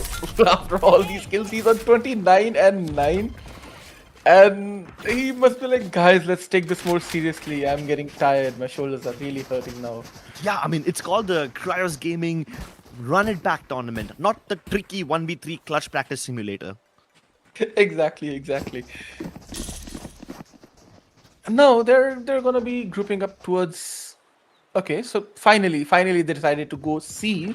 And wow, like this is good. I'm really happy to see that Shona also have figured out okay, A is not working for them anymore, so they probably will go C, and now they are stacked up to a C this round. Yeah. I mean, you're the showstopper. Oh my god. Let's Oh, go. it only gets one. I really thought that he would at least get two with that one, but he gets the second one with just a Vandal. Nade and C's combo. Not landing perfectly. Could have been a lovely way to take out Tricky, but he gets back up. And look at that. Both the verticality agents climbing up to get Tricky down. Void is the hero in this round. Nice. And he's actually carrying his team. Look at that. He has 24 kills, the second highest kill in the whole server. Void is really stepping up. And I think they can still manage to pull this game off if they all just keep stepping up like this. On the other hand, Rad Syndicate, they are going back towards A. They're like, oh no, they're actually moving towards B. So maybe they'll just let Chamber have information towards A and they'll just walk down B. That's a good play. That's a good play. I like that. I respect that. Not with a knife. Come on. You're walking out with the knife, the nade landing right at your feet. Somehow they've survived that entire encounter. Like, I wouldn't expect mistakes like these from that Syndicate, but look at Paradox ballsily teleporting down there. And he still gets a kill with the judge. No way he gets it. No way he goes unpunished with that. Yeah. 1v3 Demons. Come on, man. You've shown us some really cool stuff so far, but the outbound is made for you. Paradox jumps out and pumps his guts full of lead with that judge. And there you have it, ladies and gentlemen. Put your hands together for the winner of Kryos Gaming Run It Back tournament.